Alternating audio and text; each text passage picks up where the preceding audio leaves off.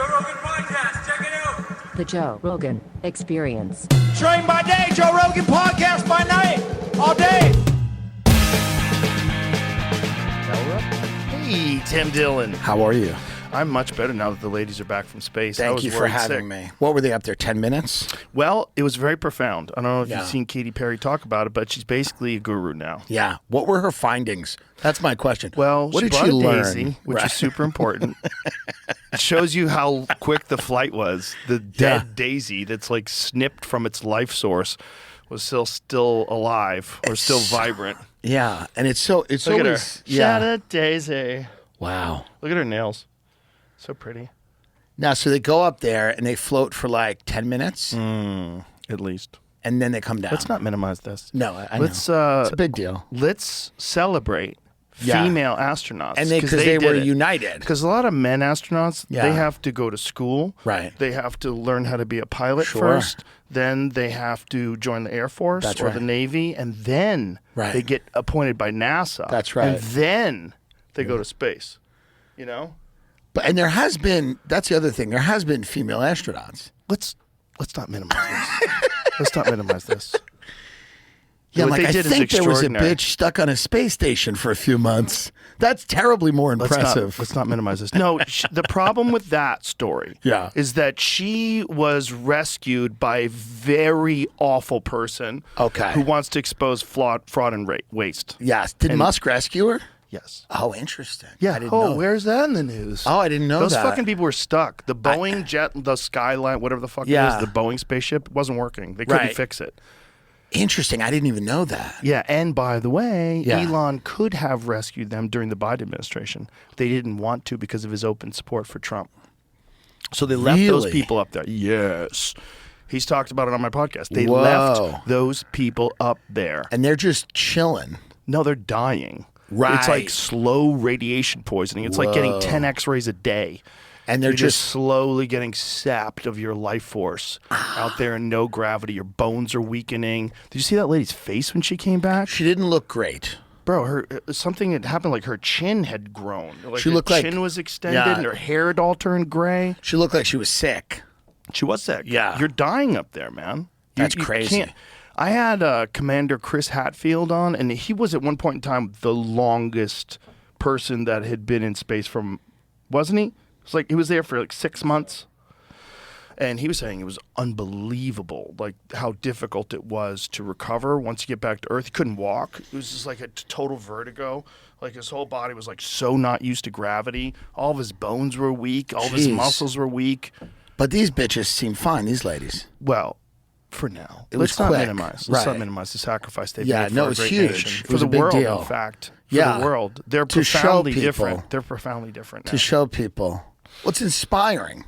That's what I'm saying. It's inspiring. If a guy who's worth what, $1 trillion, several billion, 100 billion. Yeah, just imagine Yeah. the conspiracies if they didn't make it. Yeah. Well, Pete, there's already people saying that they faked it, which I think Yeah. is silly, Well, I love those people. but it's great. Those are the people that think space is fake. That's right. Yeah. But there are already people going, well, they faked it. And I'm like, I hope they fake something better than that. I hope.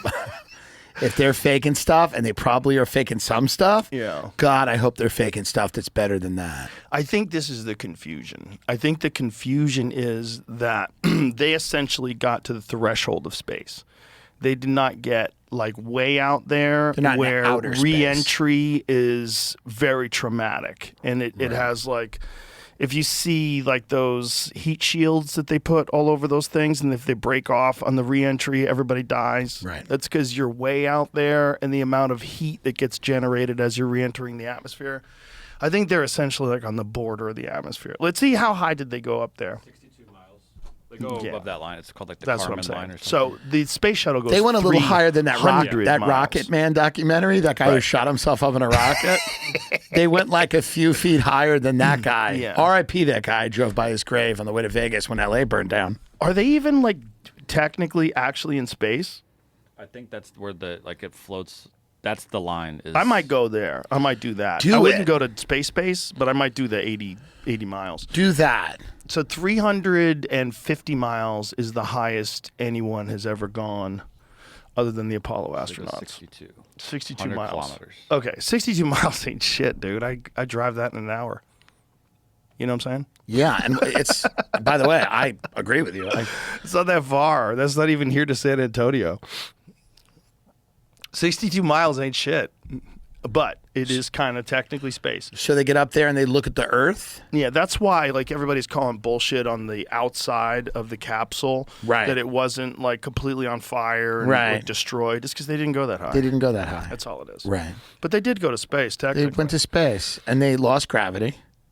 The funniest thing is they come back and you need a parachute to land. Right. Like at all the technology Elon has. Elon is catching rockets What could- with robot arms. Clamp. What could go wrong in something like that? Oh, it could explode on the way up for Oh. sure.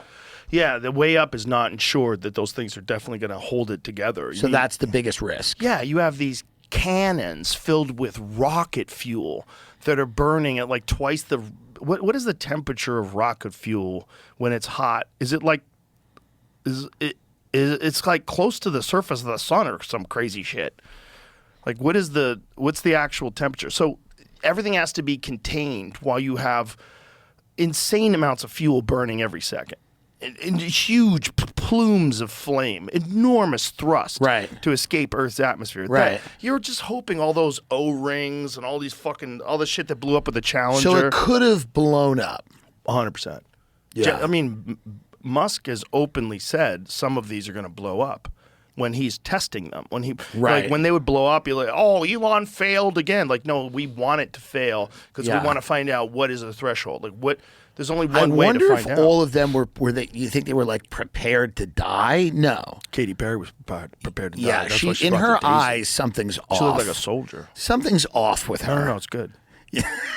What about the hatch though? Wasn't that kind of sketch? She has a Muhammad Ada that's the only look thing to I her. gave Well, her I eyes. think the problem is that the hatch is not a real hatch like a spaceship because it's not really going to space. There's no captain. There's no pilot. Right. There's nobody going. Exactamundo. All the above. So Okay. it's most hatches in that regard, they open outwardly so that the pressure of space travel, like when you're shooting that fucking rocket up insane amounts of gravity, doesn't make the door hinges fail and it collapses in on itself and everybody dies. Right. Right. So they have to open outward. Right. Right. So the pressure would keep them shut. So generally, like there's like a seal, and it's really kind of crazy. Like I have a friend of mine, very wealthy businessman, who brings me over his house the other day. He goes, I want to show you something. And he shows me this diagram. He said, this is from the 1950s. And this is the blueprint for the recreation UFO that they made when they tried to back engineer the one that they found at Roswell. And they had this was a diagram. Yeah. Crazy. Yeah. And it had a crank handle like a submarine door, you know? And So- they were trying to replicate a craft that had landed, crashed. Yes. Yeah. He thinks they did. Wow. He doesn't think it's a try. He said this is the blueprint because it had the actual, by the way, the exact generator in the center of it that Bob Lazar described Yeah. in 1989 when he worked at Area S4. What layer of the government do you think is working on projects like that? Like, is it all the DARPA people? I think it's people that are completely disconnected from congressmen, senators, presidents. Right. It's all Right. deep state. Because it's all Right. people They that have are- to be like, they probably belong to an agency without a name. Well, there's probably a bunch of those. And, Right. And when it comes to this kind of stuff, like we already know now because of Doge that there was money that was going with no receipts, billions and billions of dollars that was just flying out with no receipts. They have no idea where it went. And Elon openly said, if this was a public company, it would be delisted and Yeah. the people who ran it would go to prison. But because it's the government, you're like, oh, I don't know what we did. We just, they have no Do you receipts. think That could be going to it. they'll bring charges against anyone for fraud? That's the worry about disclosure. 'Cause And that's I what- think that's what's holding it back. I think people needs concrete stuff. Yeah. You want to know? see concrete? Let's hear Katy Perry talk about Right. going to space. Yeah, I'm going to send you one. I sent you a few this morning. I said, let's discuss. I chatted about it on my show. I saw her say something about we weren't taking space, we're making space. That's the one I want to say. Which I thought was an interesting scientific. It's not this one? No. I got another one. I got some better ones. What is funny is immediately after actually, they landed. that one's pretty good. It is funny to do something like this, and then everyone hates you. Like, everyone hates them. They shouldn't hate her. Oh, no, that's not it, Jamie. I'll send it to you. Yeah, this one has all of them. I have so many of them. I don't think that one has the making space. Try this one. It's so fun when people. Why is it so fun when people get pretentious? I guess because you're terrified that you would ever do it. Well, yeah, and I also think it's fun to see somebody who has no self-awareness. Yeah. They're always the most fun. I will never be the same. I mean, when you get up there and you see the earth, and it's so beautiful, and it just fills the screen, and it's not just your window. It's like everybody's window, and there's no boundaries, there's no border. There's just earth. And it just fills the screen. And like when how you it get up says there astronaut. and you see the earth, and it's so beautiful, and it just fills the screen. Is it what you expected? No. Better. Oh, yeah. I don't think you can describe it. Because, what I was saying, it was like quiet, but then also really alive. And you look at it and you're like, we're all in this together. You mentioned this was prior to going up. You said that you needed to go to space to heal. I know you're only a few minutes removed from this incredible experience. Do you feel healed? Now you are officially an astronaut. Thank you so much. How do you feel? I feel super connected to love. Goodness. I will never be the same. I mean, when you get up No, there... that's it. and That's it. There's another one. She said making space. But Well, no, it's how just so great funny. is it that they just get called astronauts? It's now? funny to hear the richest guy in the world's wife go, we're all in it together. Oh, boy. Yeah, I don't know. I don't know if people feel that. Yeah, we're definitely not all I in don't it with feel you. like we're Can all we in come it to your together yacht? with you. Can we get on your jet? How in it together are we? Yeah, what does that mean? It feels like you hand selected a couple of friends to go do this. Yeah. Yeah, I mean, it should have been a lottery system like Willy Wonka, where just 7 random people should have been able to go in this. I would do it just That to would change be my. fun. That would be good. Just Yeah. 7 random people. Just pull out some guy who's not supposed to be here. Just a cashier at HEB, someone from MS-13. Yeah, that's what I was thinking. Get him in. Someone Someone from MS-13. Tren de Agua and Lauren Sanchez and Gail King and, Oh, you see they released the footage, dash cam footage or police footage of the guy who they're saying was just a father.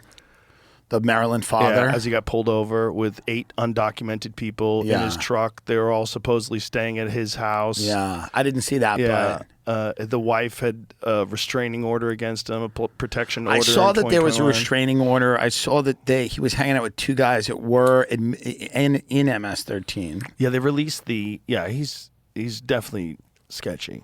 They But have it's made a not, few he's not mistakes. this Maryland father. No.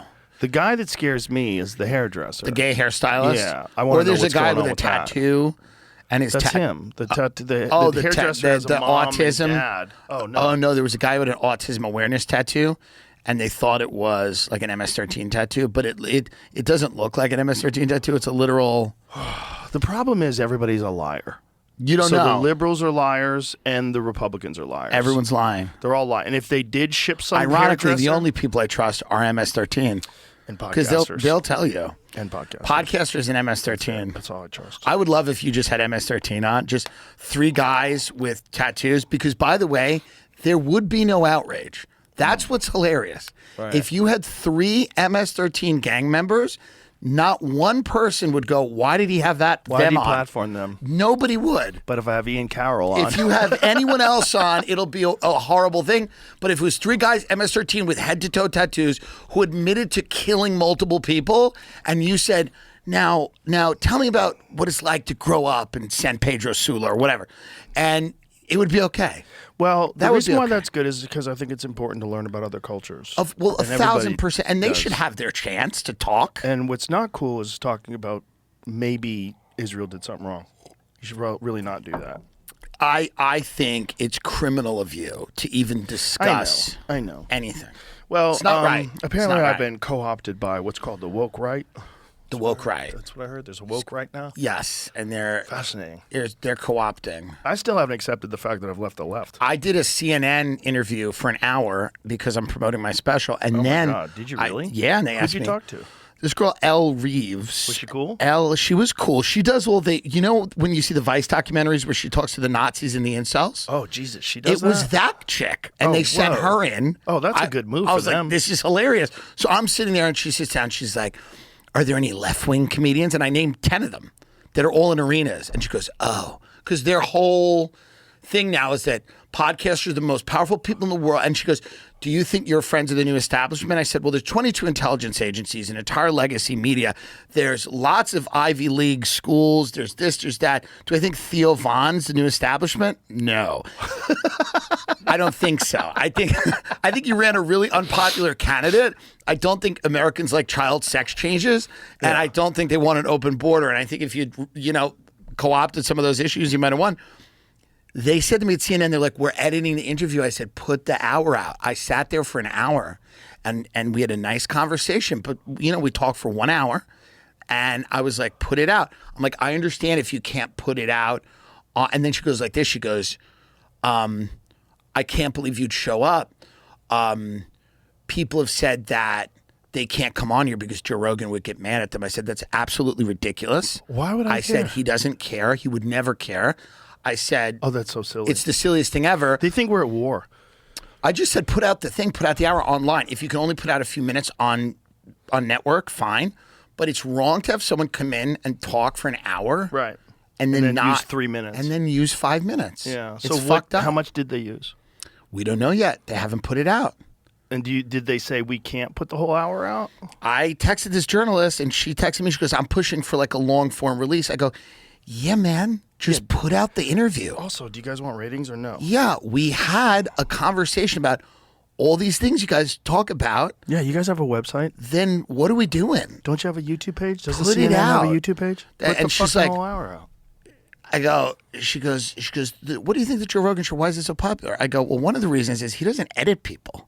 They're not edited. They come on, they say what they want to say, and there's no editing.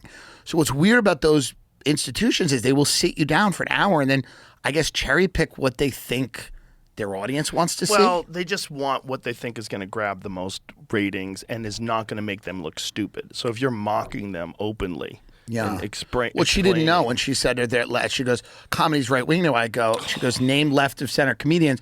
I named literally 8 of them, and I said they all are in arenas. I go, what are you talking about? It's so dumb. What are you talking about? It's so dumb. I was like, you're saying that comedy's what? By the way, I used to be left of center according to the metrics of 2015. I said there's a lot of Joe's positions if you look at them that are left of center positions, and there's a lot of my positions or anyone's positions. I said there's nobody that you can easily put in a box. Yeah. But they want you to be in that box. Well, they're silly. And they also want me to be an enemy of CNN. I don't give a fuck if You don't care. Who goes on CNN. cares? By the way, I hope CNN corrects course and does Right. real news. Right. And just concentrates on the news and all this Yeah. fucking...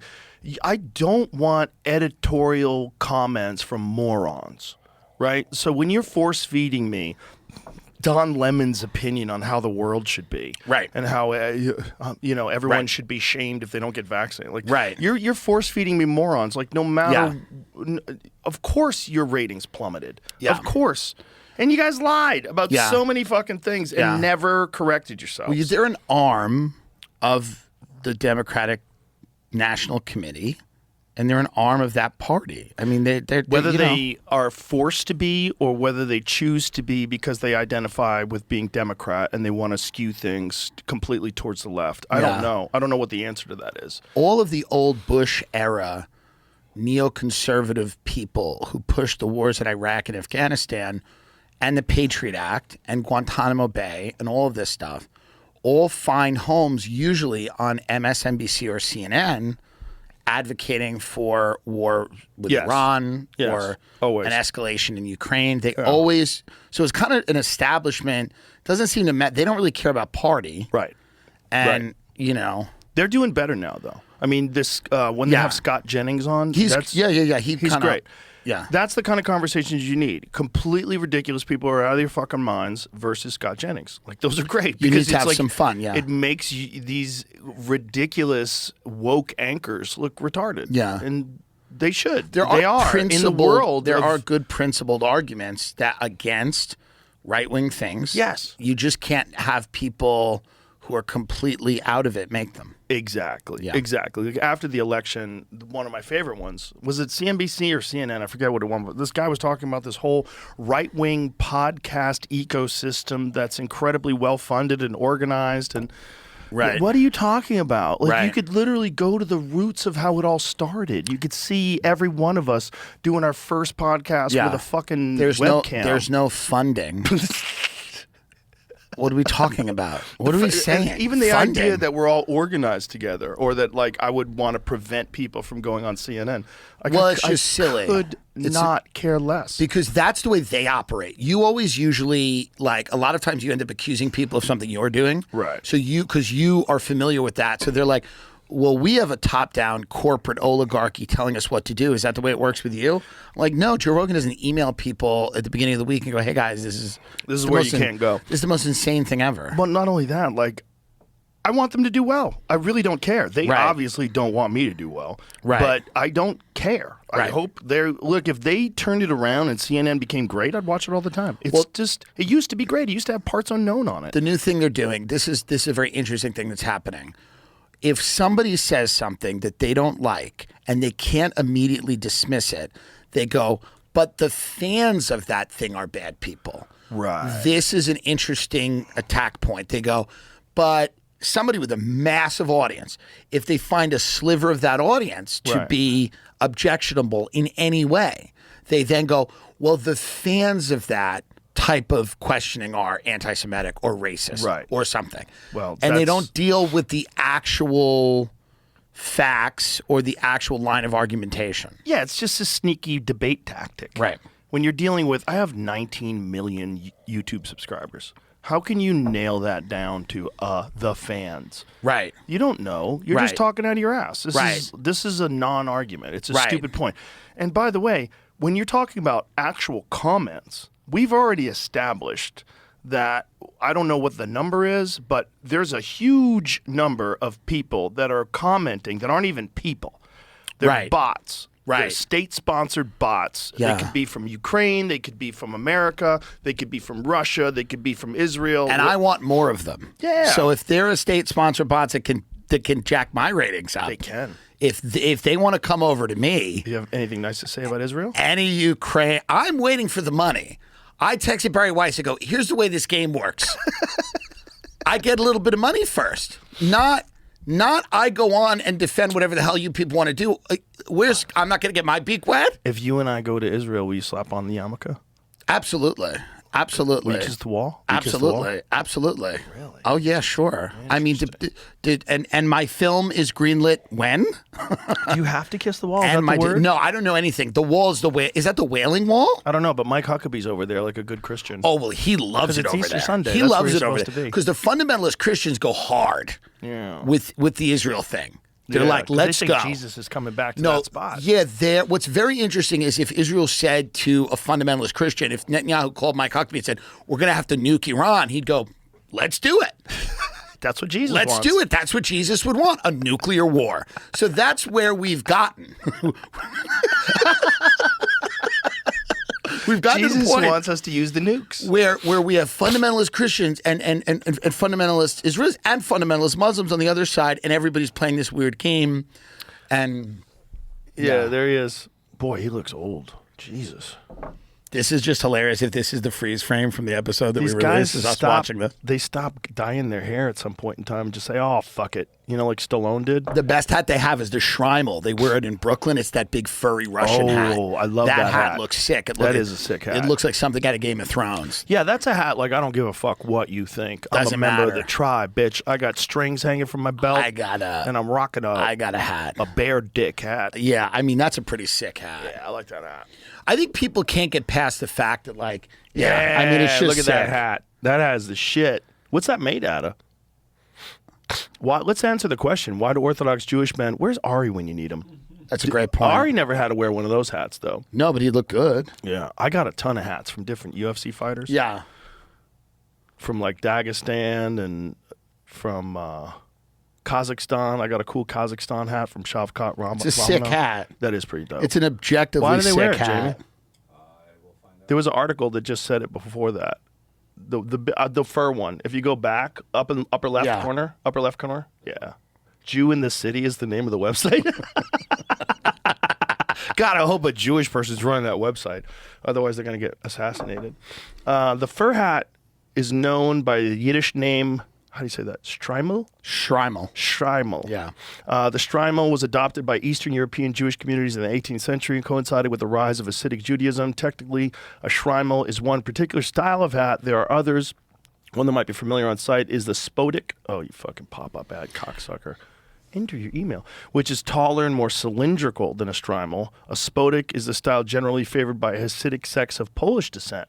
To the casual observer, however, they're all Shtreimels. Shtreimel's made from a large piece of velvet surrounded by fur. Fur usually comes from the tips of the tails of sable, martens, or fox. Nice. Synthetic Shtreimels do exist. They're more common in Israel than elsewhere. Interesting. Shtreimel can cost thousands of dollars, so it's not uncommon for a Hasidic man to own a second, cheaper Shtreimel, so that his main Shtreimel would not be battered by the elements. Interesting. Yeah, interesting. It's a cool hat. Let everybody know you're part of the tribe. It's a fun hat. Maybe comedians need like a thing that we wear. A hat? Yeah, like a thing that That's lets us very know good. we don't give a fuck. Yeah. I like that Kanye West black Klan suit. That's dope. How about his giant swastika in diamonds? Have you seen that? What's funny is a jeweler made that.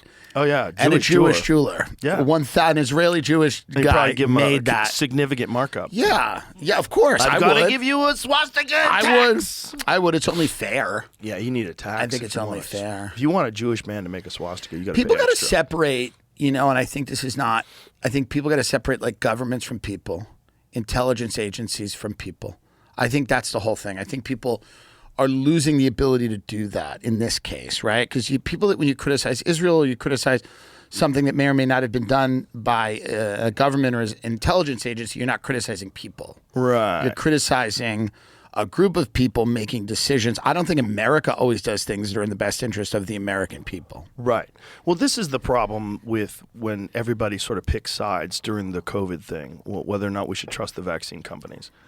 Because, like, you did it because you're on the left and the people on the right were the ones who didn't want to take it. So instead of just looking at it objectively, the people on the left were like, everybody who doesn't agree is a science denier, and it got like really kooky because it got ideological. And as soon as it's ideological, you can fucking justify anything. This is how Jewish Americans are justifying, well, Hamas uses people as human shields. Like, they'll say things like that. Like, it's a way you can justify mass murder. Yeah. It's a way you can justify anything. As long as the tribe on your side, whatever your clan is, right, you can justify things. And so people stop thinking. They stop thinking and they just think completely along ideological lines. It's frustrating as fuck. It is. And passionately. Yeah. Very passionately. Oh, they're right. You're wrong. No one is ever questioning anything. No. Why no one would they ever question science? No one goes, wait a minute. Like, I think it's healthy to every now and then go, maybe I'm wrong. Yeah, there was just something that got released today that showed that COVID-19 definitively came from that lab. 1,000%. 100% proof it came from that lab. I read it, a little bit of it on the way here. Yeah, it's fucking nuts. It's nuts, man. It's nuts. These fucking people, they just got roped into this. And it was a completely man-made 100% disease. 100%. And they knew that from the moment it happened. It leaked. The moment it happened. They just lied. And Fauci is just out there walking around. That's an interesting. It's an interesting case when someone like that in that position repeatedly lied to people about the origins of that. Yeah. And is allowed to just be free. And faces zero consequences. Meanwhile, they were trying to put Trump in jail because he inflated the price of a condo. Yeah. Would you see what he got an appraisal that was higher, and then they lied. Their appraisal was horseshit. But they did you lied see about it. Letitia James is now in trouble for the exact same shit. Really? You didn't see that? That makes sense. They're investigating her because she allegedly, according to Megyn Kelly, who I trust implicitly, allegedly went and got mortgages with her father, listing them as husband and wife. Yeah. On buildings, right, multiple times, and then also lied about the amount of bedrooms that were in a place, right? Because if it's 4 bedrooms, you get 1 tax rate. If it's 5, it's more. So she lied. It was a 5, and she said it was a 4. Right. Well, this is what they all do. So I think really the funny thing about all the cases that they brought against Trump, a lot of those cases were rooted in just politicized version of something that's pretty standard that a lot of people have done. Yeah, they always overvalue their properties. Always overvalue properties, and people get away with it, and it's not. It's not a crime. But here's the thing about the Trump thing is that all the people had been paid. So not only was it profitable for the banks, he paid everything on time. The loan, there's no criminal. Like, there's no crime. No one got victimized. Nothing happened. Right. They profited. Right. And then this crazy lady with a terrible past thought that she was going to be able to pull this off because she was on the team that she thought was going to win.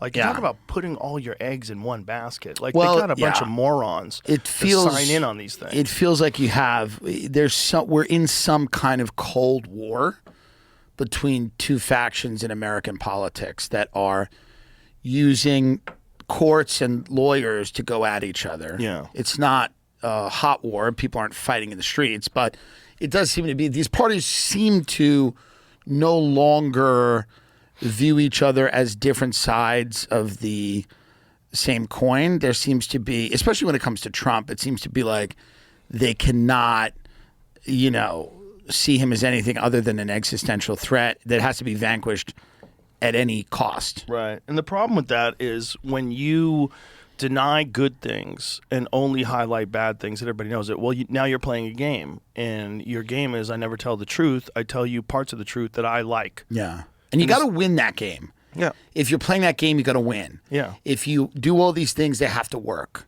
And if Trump gets in office, then even after you did all these things, it's a problem. You're fucked. Then it's a problem. You know, it's like with JFK, they got him. Yeah. Obviously not good, but they got him, and then that slammed the door shut. And then all their people came in and kept a cover-up going on. I wish I really understood all this stuff that we talk about. Yeah. Because there's an argument that we haven't had a real president since JFK got shot. That's probably a good argument. Yeah. And there's maybe arguments that we actually didn't have real presidents prior to JFK. Right. So, well, what do you think is happening now then? Do you think that... I think you have these guys, right? So these guys that go into the CIA, they learn all about these underground groups. They have all of these different relationships all over the world, right? Weapons, weapons, drug running, weapons, all of these different, terrorist groups, crime syndicates, right? Their job is to know information about every government, all of the separatist groups that could potentially take over and become the next government. They have all of these connections. And then they either leave the CIA, they retire, or supposedly it never occurs to any of them to make a buck. That's the real question, right? It never occurs to any of these people that there might be a great way to make a buck working with some of these people outside of Congress, the White House, all of that. That's, as it's been explained to me by pretty smart people, that's what you have. You have a rogue element of people in those agencies that have massive amounts of money. Right. And they're very well connected. And they're running weapons. And the president has no idea what's going on. Right. And Congress has no idea what's going on. They're not briefing a teacher from Georgia who got elected because he promised he was going to build a fucking shopping mall in a suburb of Atlanta about what they're doing in Syria. Right. They're not briefing these people. Exactly. There's nothing democratic about what's happening. And so then you think to yourself, you're like, well, how do we make sure everyone keeps their mouth shut? How do we make sure everyone keeps their mouth shut? Cha-ching. Then we go, not only money, but that's when we bring in Ghislaine Maxwell. That's when we bring in Jeffrey Epstein, right? That's when we bring in people who go, let's all have fun. We've got a great weekend getaway planned. and then we can all be on camera doing something that would get us thrown in jail, have people rightly disgusted and want to kill us, and the worst things ever are now on camera somewhere. Those tapes are somewhere. Now everybody is completely incapable of ever coming out and saying what's going on. Yeah. And, and then those people are running a parallel government.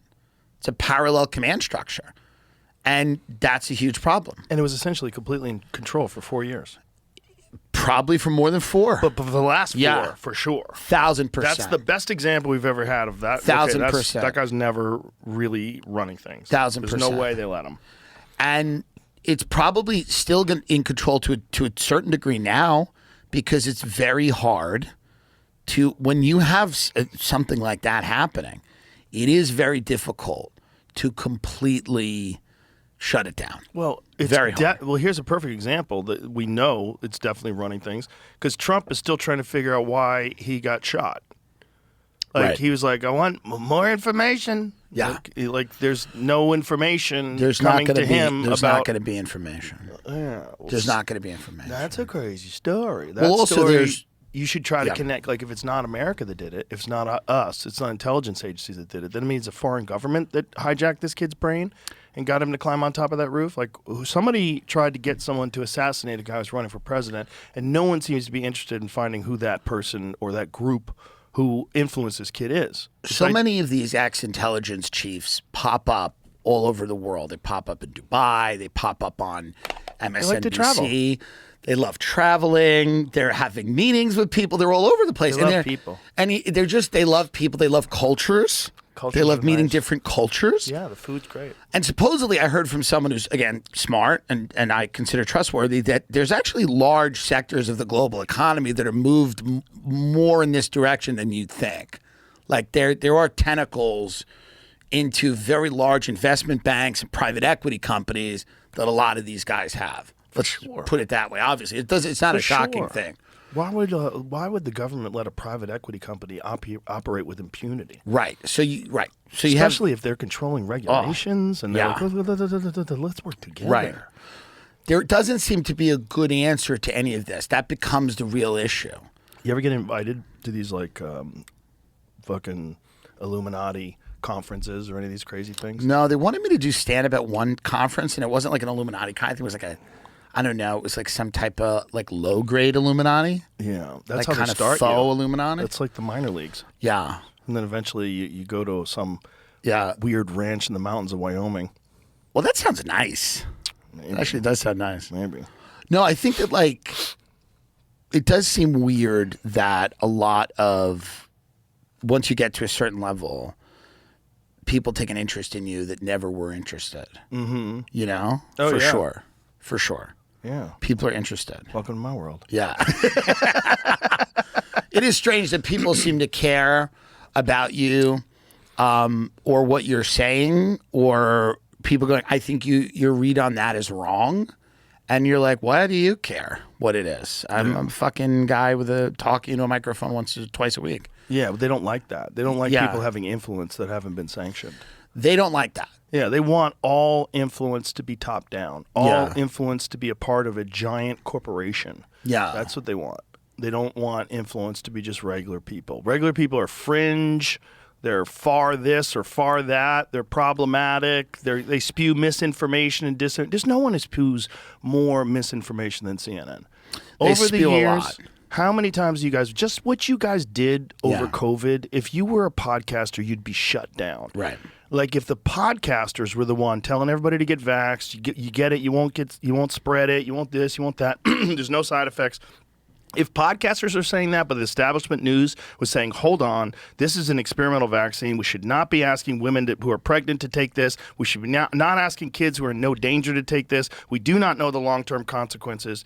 If podcasters were saying that, You know, It would be podcasters for were sure. on the government side instead of CNN. If CNN was the wise ones that told everybody to be cautious, Right. they would want us prosecuted. Yeah. They would be going after us for all the side effects that people are experiencing. Yeah. You have blood on your hands. You're responsible for strokes and heart attacks and myocarditis and all sorts of autoimmune Well, issues. you also have to and think about how much neurological- easier it is for, let's say, an intelligence community to manipulate them than it is to come in here. Like an intelligence community is not going to go, all right, All let's they find. have to do is bring me to the UFOs. No. That's all Well, I for ask, sure. You and I'm on the keep agenda. telling them that. Yes. That's all you have to do. What do That's- you want me to do? it's You wanna- very easy. We're going to go to war with Kosovo? I don't It's a even good know where idea. Kosovo is on a map, but if you tell me where the UFOs are, I'll have a guy in here that Yeah. explains why it's super important. We But it bomb is the funny. fuck. It's like what they'd have to do is pick somebody, have them become a comedian, start a podcast, get an audit. Like, it is difficult, right? Yes. Whereas if you work at a media company, it's very easy to just some new guys there. Yeah. Who's this? Right, right, Oh, right. you know what I mean? Yeah, that's Mike. Somebody just shows up. Hey, Suzanne, run everything by Suzanne. Hey, how does this Yeah. guy, Bob Woodward, how Right. does he get the most Yeah. important? This is his first case? Lucky guy. He gets Watergate? Lucky guy. Wait a minute. What did he do for Navy intelligence? Right. What- Lucky guy. That Okay. Watergate thing's so funny. But I've been here for because- 30 years, Mike. Yeah, I haven't gotten Shut anything. the fuck up. Fuck Bob's you. taking this case. Bob's taking down Nixon, who's Yeah. keeps asking questions about what happened to Kennedy. Did you see when Bill Murray was here? I did, yeah. Did you see the thing that he said about Wired, the book? Yeah. Wait, which one? Wired is the book on John Belushi. He said, I read the first 5 pages and I was like, oh my God, they set up Nixon. Oh, that's hilarious. They framed Nixon. That's so funny. This is what he said. Yeah. He's like, if this is what they say, this is what this same guy said about John Belushi, which is Right. 100% not true. Right. Do you know John Belushi was a lightweight? Right.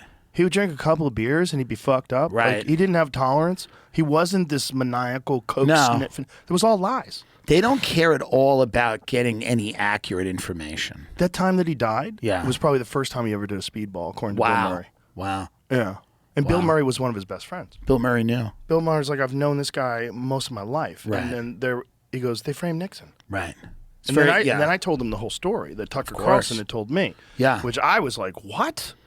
That it was all FBI agents Yeah. and the whole thing was a complete sting. It was a sloppy burglary where they wanted to get caught. They traced it back to Nixon because Nixon was doing things they hated. Well, And, this is you the know. thing that got Nixon on. I Yeah. don't know if you know, but what they said to Nixon is they told if Nixon was not guilty of the crime, but they told Nixon about the crime and then he helped them cover it up. That's Right. how they got him. Right. But I mean, what is he going to do? Of course. If he thinks this is on the legit, course. and you come to him with the crime, like, oh, Jesus Christ, well, don't Right. fucking tell anybody, Yeah. Tim. Jesus Christ, Tim, what Yeah. did you do? You bugged Cap City? yeah. Come Yeah. Fuck. They had to get rid of. They had to get. Yeah. They had to get rid of him. Well, this is what we're gonna do. We're gonna throw our phones in the river. Yeah. Right. Here's what happens now. Okay. How do we get out of this? Yeah. Where'd you put the bugs? Can we break in and take the bugs back? That's so funny. Yeah. They'd be so flattered if we bug Cap City. I heard they that's hate us. awesome. Somebody told me last night that they hate us. I'm like, how do you hate me? I love you. I used to love the old Cap City. If you got Cap City, if you Right. got headliners and you need them, I'll promote it. I'll promote it on Twitter. Yeah. And same thing with Moon Tower. I heard Yeah. they're mad at me too because I wouldn't have them at the club. I'm happy to help you. Yeah. I would happy to help you. I just Of don't course. want you to book my club. Of That's course. all it is. Of My course. club is sold out every night. Yeah. And it's guys like you and Shane and Yeah. Ari and all these. I don't want anybody else booking it. It doesn't mean that I don't support your cause. Of course. I just don't want you coming into my establishment. That's all it is. I want everybody to do well. There's 5 comedy clubs on my street. What you've done, I think, happy. ultimately is good for the town. You bring people into the town. The problem is when Yeah. people used to be in control of comedy in the town, and then all of a sudden they're not, and they used to be like the person that people would go to, and now they're insignificant. Right. You know. Yeah, I think a lot of people struggle with that. The idea of that they're losing control.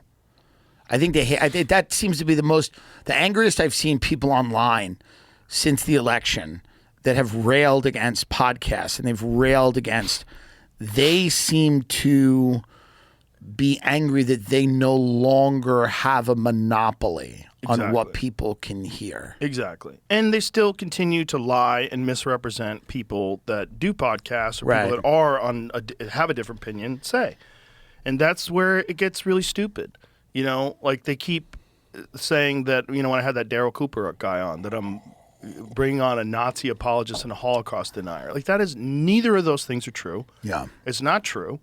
And the guy doesn't just talk about that. By the way, his stuff about Jim Jones is fucking sensational. You know, Jim Jones was like a civil rights leader. Yeah. Jim Jones had an interracial child. Yeah, I didn't know any of that. Yeah, Jim Jones was like he had an adopted black child that he would take to school, and everybody would be fucking furious at him in the town. Yeah. And he was a legitimate Christian, like a real, I believe in the teachings of Jesus Christian. One of the big things in Until he America, went kooky on yeah, meth. of course, The meth got him. yes. Listen, there are a lot of people questioning World War II for not good reasons. Of course, Right. It's like people that bring up the age of consent, and you go, Right. "Wait a minute, Yeah, you know? hey, What's going on?" what are you doing? There are people. There are people I think that do launder not great reasons for questioning World War II through whatever. However, no doubt. no doubt, there is a very interesting. The teeth really come out. The gnashing of teeth come out in this country when you question at all the American war machine. Yes. And the pageantry of war and the iconography of the state and of war and of how important it is and how just it always is and how we're always on the right side of it and we're always doing the right thing. And in World War II, we 100% were, but there are a lot of other times when we've made grave errors with our military. Yes. And I feel like it's not good enough for, you can't just point to World War II, which is, again, we were correct. Yes. But I think there is this idea that if it's not an accident there's a million movies made about World War II. It's not an accident that there is a lot of pageantry surrounding World War II. Well, also that the World War II movies have heroes. Of whereas course. the Vietnam movies are apocalypse. That's now. right. Everything's complicated and it's all chaos. So I think that inspires the idea that a military solution is always correct and that the use of force is always the right way to do it. And that coincidentally makes people lots and lots of money and their children never end up fighting those wars. That seems to be a lot of it. Now, that doesn't mean that there aren't people with bad motivations that are genuinely anti-Semitic or that genuinely have fascist inclinations. There absolutely are. But I think there needs to be space to criticize the mythologizing of war in general and the justification for endless wars all the time. Yes. Like Iran. I hope Trump does not go into Iran. Yeah. That seems like a very bad idea. It also seems like a very bad idea for Iran to get nuclear weapons.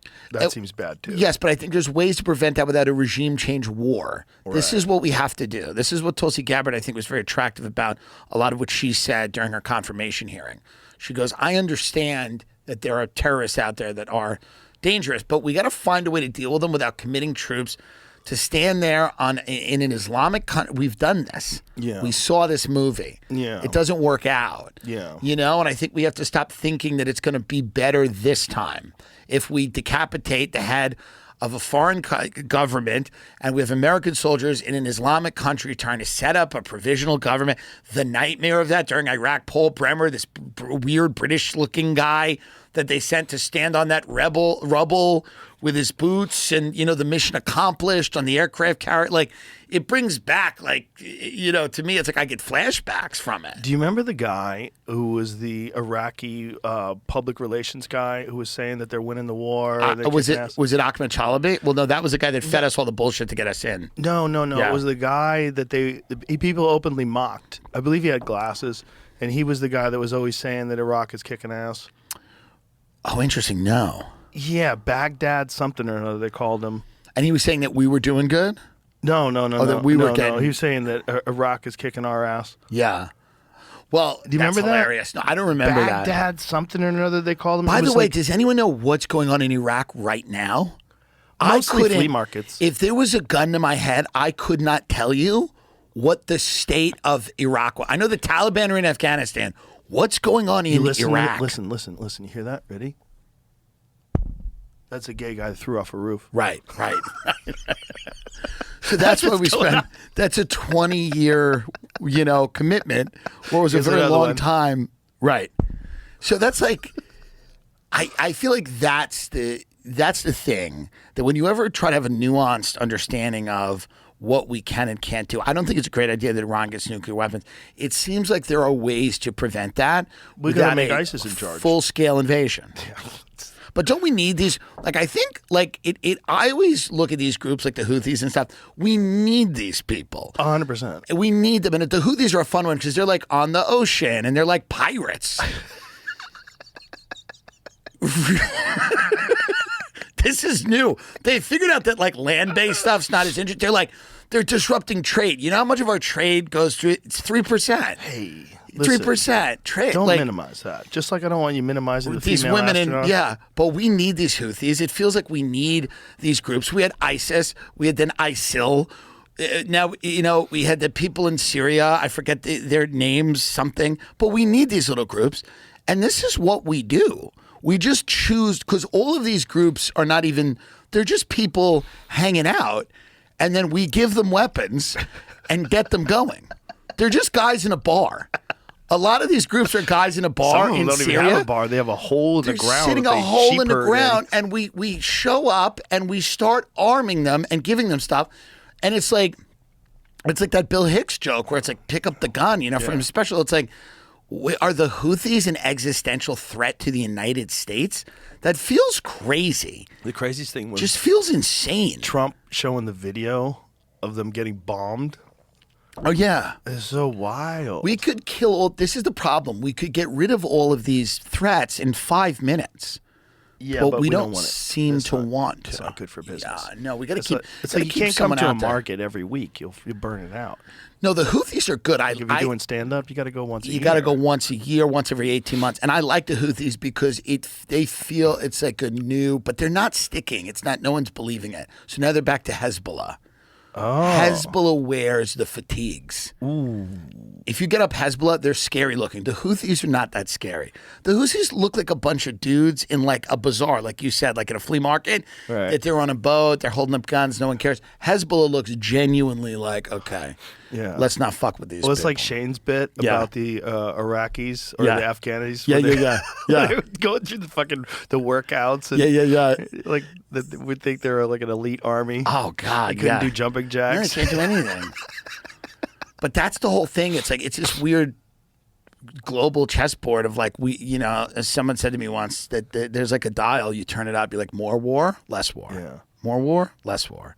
I'm going to see some more conflict. If smelling salts are good for allergies. Have you gotten any of the allergies out here? No, I don't get it. My first year of legitimately getting them. Cedar fever? I think you got to do cocaine. They make allergy medicine too. Yeah, that's no fun. Yeah, maybe Zyrtec or something. That's no fun. What is it, the cedar? I don't know what it is. I think it's, people say cedar But my nose has fever. been running. And Did you hear the story at all? Mark Hopper actually might have helped the military capture Saddam Hussein. What? So they were on a USO tour in 2003, and they got asked to come in and do like a private show, and he sat down. It's like, is it here? Said, "Sir, I have a plan to catch Saddam Hussein," the musician recalled telling a Navy admiral on board the aircraft carrier in the Persian Gulf. According to Hoppus, Hussein had been sending video messages to his followers from an unknown location at the time. The musician felt that the military could use drones to their advantage and uncover his location by pulling data from the video messages. Sir, what about having drones fly all over the region in carpeting patterns, broadcasting time codes above the level of human hearing, but at the level that a video recording would catch it? Hopet suggested to the admiral. Then the next time he releases one of his videos, you could listen to it, pull the ultrasonic data, and triangulate the drones you have flying all over. Holy shit. This is the guy from Blink 182? Yeah, I think his dad was in the military. Or Someone was in something. He knew, yeah. Okay, this brings me back to that fucking Strange Times in Laurel Canyon shit. Yeah. 4 months later, Saddam was located and captured in Iraq, so you're welcome, everyone. What a great book. Not only the Tom O'Neill book, but then this Dave McGowan book, Weird Scenes Inside the Canyon. I lived up there when I was living in LA. I lived up there, and I'm telling you, that is the creepiest vibe of any area that I've ever been to in my life. It's a weird vibe. They have that fucking military installation, that Lookout Mountain. Jared Leto owns that. He lives there now. Doesn't he have a whole cult? Shh. Okay. He's a good guy. I'm sure he is. I'm not saying it's bad to have They a cult. tried to investigate his cult. Sure. And it turns out it's not really. It's just a bunch of people having fun. Yeah, And there's there's nothing no wrong with that. requirements. There's no one asks you to fuck them. There's nothing No, happens. it's a voluntary fuck cult. It's not even voluntary fuck cult. It's Yeah. just they get together and dance or something. I don't know what they do. I What lived do there they for do? 3 years. I didn't get one text. I had not one. I used to drive by and point at it and go, look, it's the thing. What do they do? What does Jared Leto's? It's like a summer camp. They call it like Echelon. Yeah. It's a Like summer for fans camp. to go watch the band play close up. Kind of Oh, thing. what the fuck's the problem with that, Tim? How about Tim Dillon Fest? I have How no about problem with that. It's basically Skank Fest. Just a bunch of people eating shellfish in Long Island being racist. Yeah, absolutely. I have no issue with that at all. What a fun time though for us. Yeah. Because everything's just. I mean, there's just so much stuff to talk about. Everything's nuts. Do you Nothing think, makes sense. you know, I was on the All In podcast the other day and they were talking about these chips, these NVIDIA chips, and how what's interesting is people are setting up, because we have these export controls that don't allow us to send certain chips to China because they're able to like manipulate them and then become the world's largest semiconductor producer. But now all these fun fake companies are starting in like Bhutan or Cambodia, and they're buying the chips, or Singapore, and then they all get back to China. Well, one of the guys who worked at whatever the preeminent AI system in China was saying, one of the whistleblowers was saying that they have 50,000 of these fucking banned chips. That's so wild. Whoopsies. And so they were talking about like, is it better to send them the chips, or is it better to if you don't send them the chips, then it spurs their innovation and they make the chips? Well, either way, they're going to get the chips. Yeah, they're getting the chips. They're both innovating and stealing at the same time. Can there be anything done to stop their rise? Nah, not at this point. Doesn't feel like it, right? They're so much more technologically advanced in so many different areas now. Yeah. Like the drones that they have are so superior to the commercial drones that we have, because drones over here, you have to have a pilot's license to drive the really spicy ones. Do you think So some of they're all those drones regulated. over New Jersey were theirs? Could be. I think they were ours. I honestly do. Otherwise, I think they would have shot them down if they could. I don't know if they could. And maybe they wouldn't, because then it would alarm people. Because then it would you would show that is a legitimate threat. We're fighting for like satellite supremacy in the sky too. Mm-hmm. Yeah, That's crazy. Crazy. The internet, the Starlink. I mean, essentially, Elon's launching Starlinks all over the fucking world. Do you worry at all about the tech people being Democrats up until 5 minutes ago?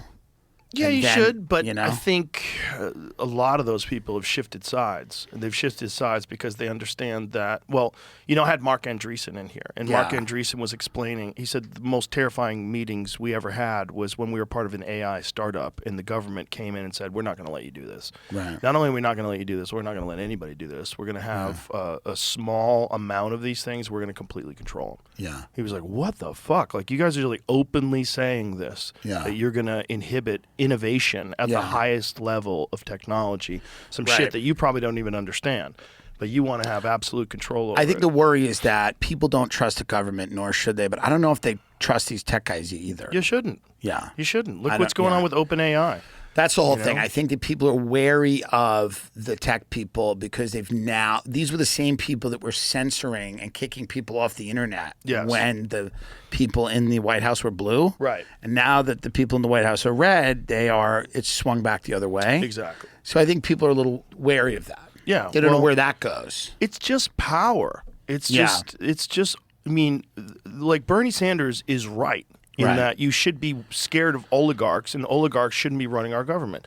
He's right in that regard. Right. And when people get into positions of just unchecked power, so let's say if someone had control of some tech company, let's say it's an AI company, and that AI company literally creates the unstoppable AI that helps empower the entire country. And this one guy is in control of it, and he's worth $3 trillion now. Right. And he decides to lobby and change a bunch of laws and influence politicians, and his company starts donating to certain politicians. You could change the fabric of society with enough money and enough power and enough influence. Yeah. Especially if you could completely control what the narrative is. Right. In terms of like when people Google things, when they search things, when they talk about things, you can completely control what they're allowed to talk about and how that narrative gets countered, instantly with facts and bullshit. And you can just... Well, it's being done everywhere, right? So it's being done at the highest levels.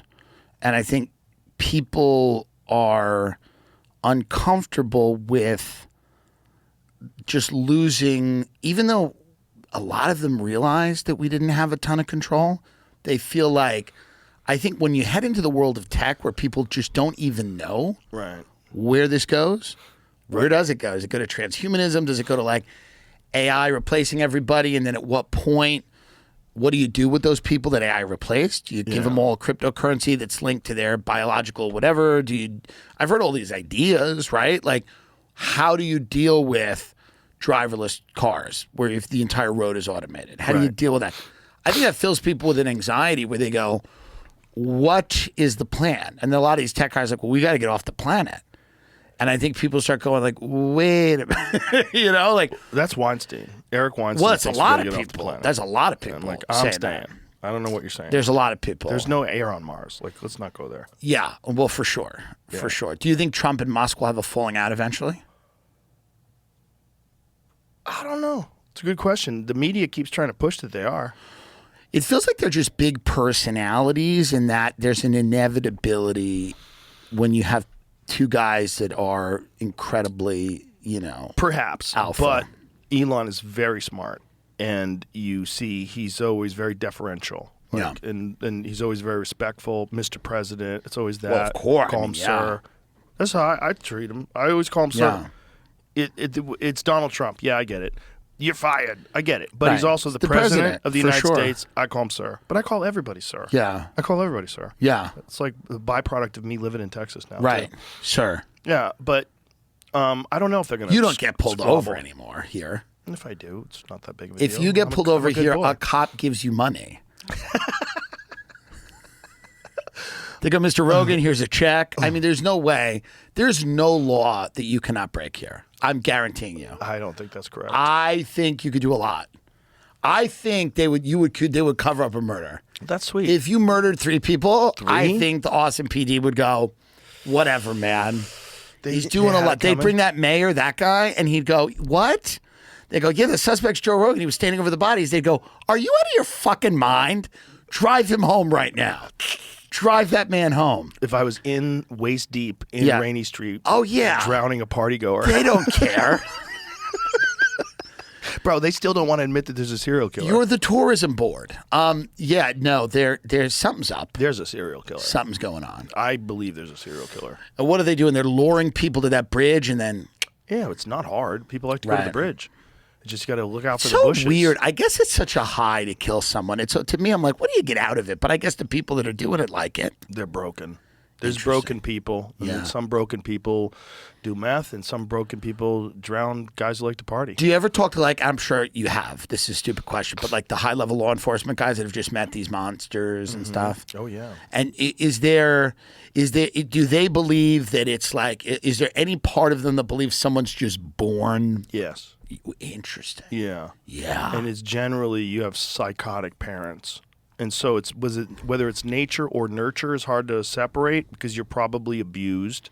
And generally at an early age they show like a willingness to torture like house pets and stuff Animals. like that. Yeah. Yeah. Yeah, they'll maybe start off with a frog they catch and stick a firecracker in its mouth and stuff like that. And then they eventually work their way up to humans. Now it seems so much harder to do it because of these phones, surveillance. It is, but it's... You can still do it. Not in Austin. You can get away with drowning folks. You can drown people. Why don't you think they'll admit it? They don't want people getting spooked? It's a good question. Maybe I'm wrong. I mean, one of the biggest things ever in Austin were those crazy yogurt shop murders.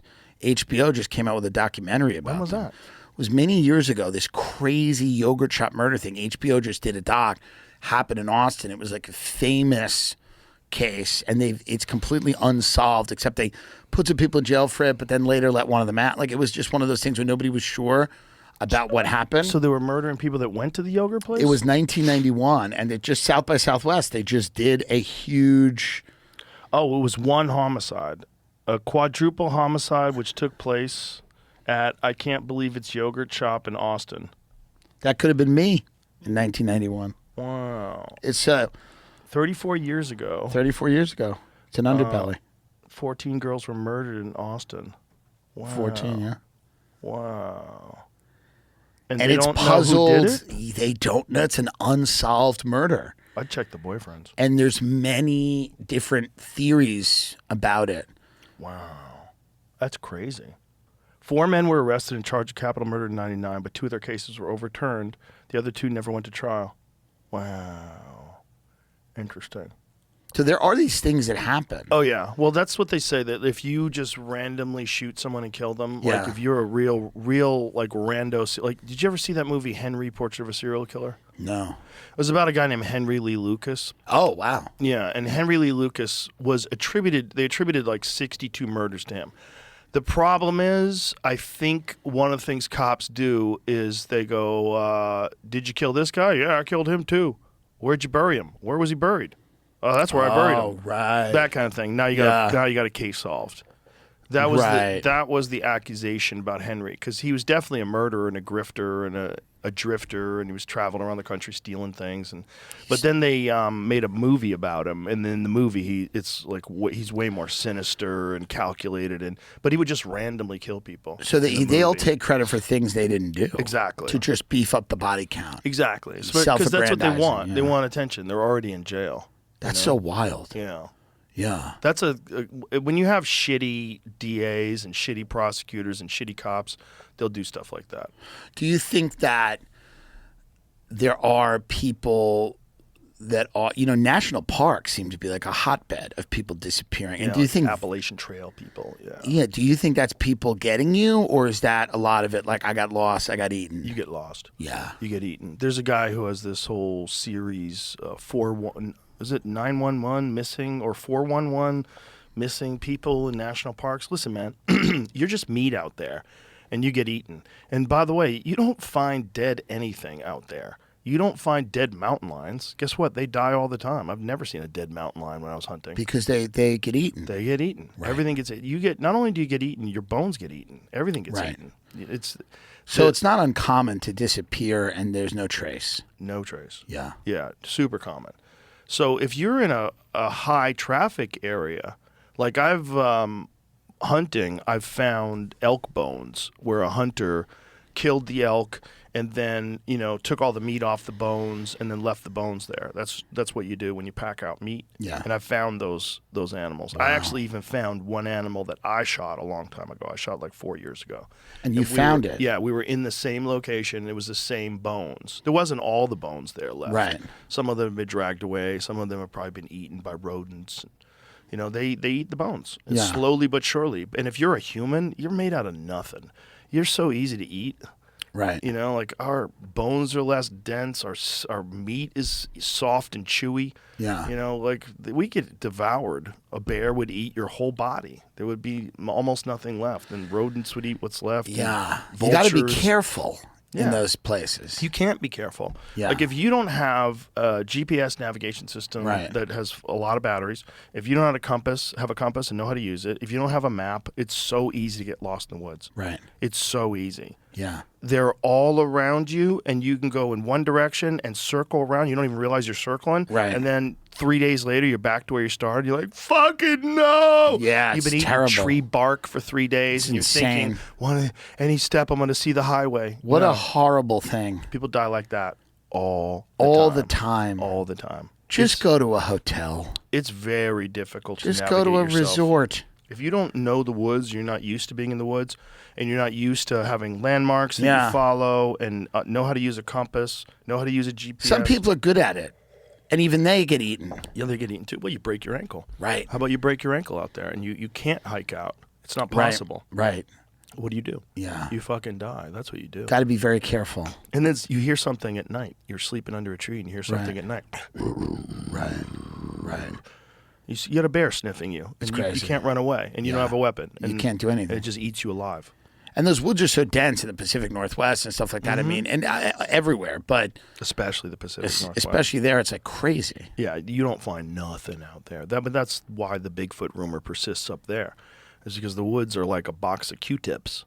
Right. You know, like you can't see shit out there. You don't know what you the see hell's like a going on. little shadow moving in between trees, and you've decided it's a Bigfoot. Right. Yeah. But it's just like A bear. It could be right. It's Yeah, a it's bear. most likely a bear. Especially bears walking on two legs. Northern California is weird like that too. I mean, that's part of the Pacific Northwest, probably. Yeah, you get killed up there. Yeah. People die up there all the time. Did you ever see that documentary Sasquatch? No. It's a documentary that was it on Hulu, Jamie? We had the director in it, the guy who created it. It was awesome. And what it's really about is about marijuana growers murdered a guy and then blamed it on Bigfoot.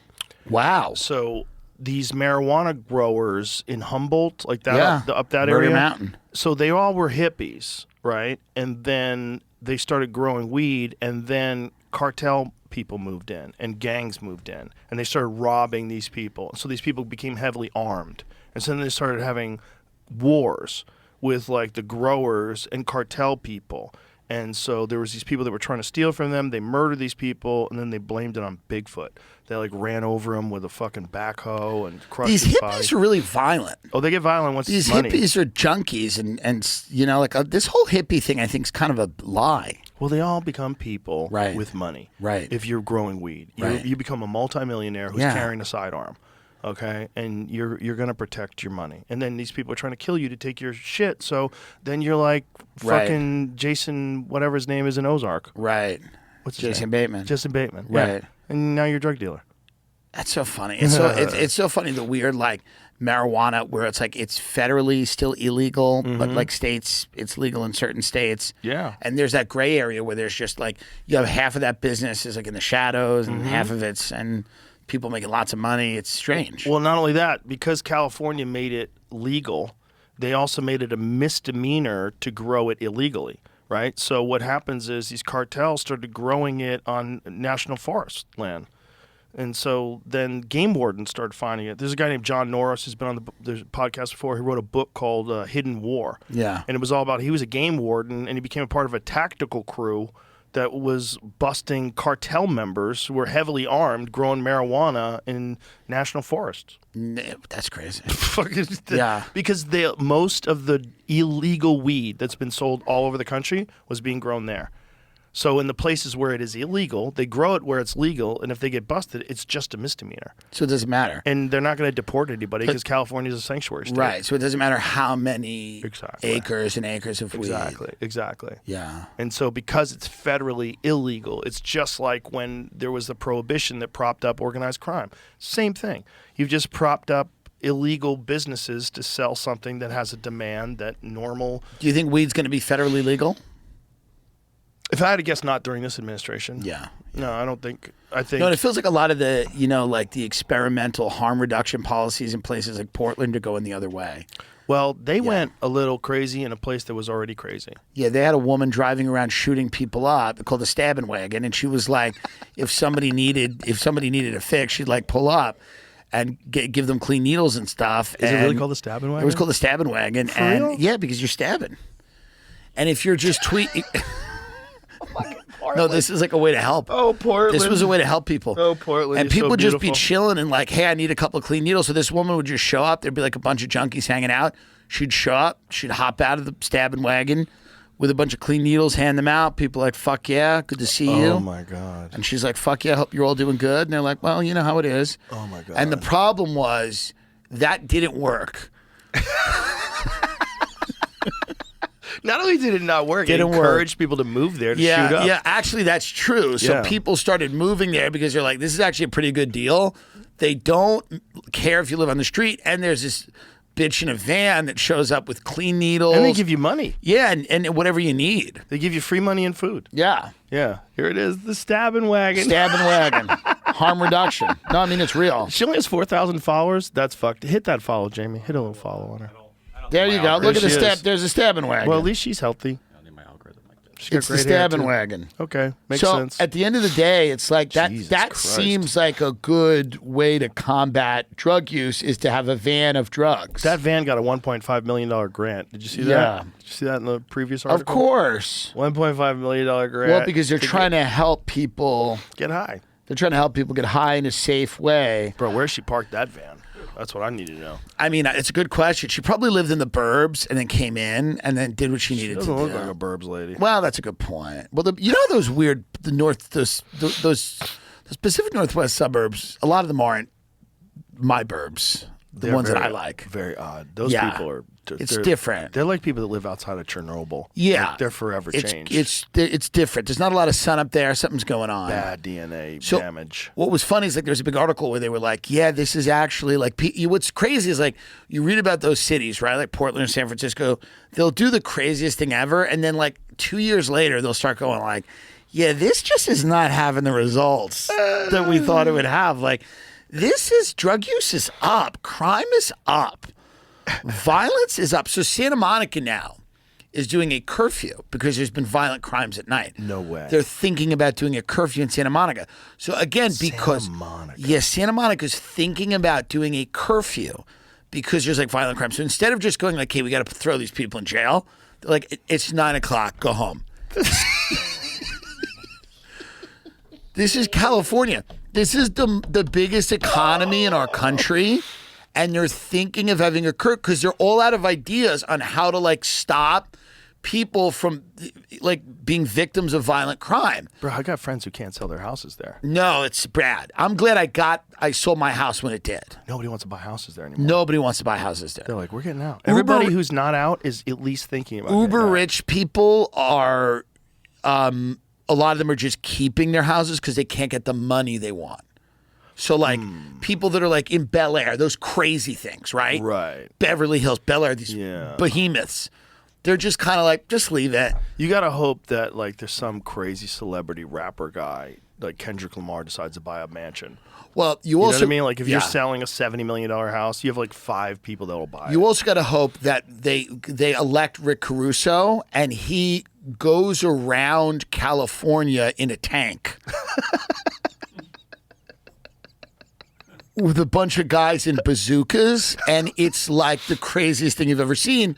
That's all you can hope for. You need like a Rudy Giuliani type character. Yeah, I mean, you need Sergeant Slaughter from the old WWF.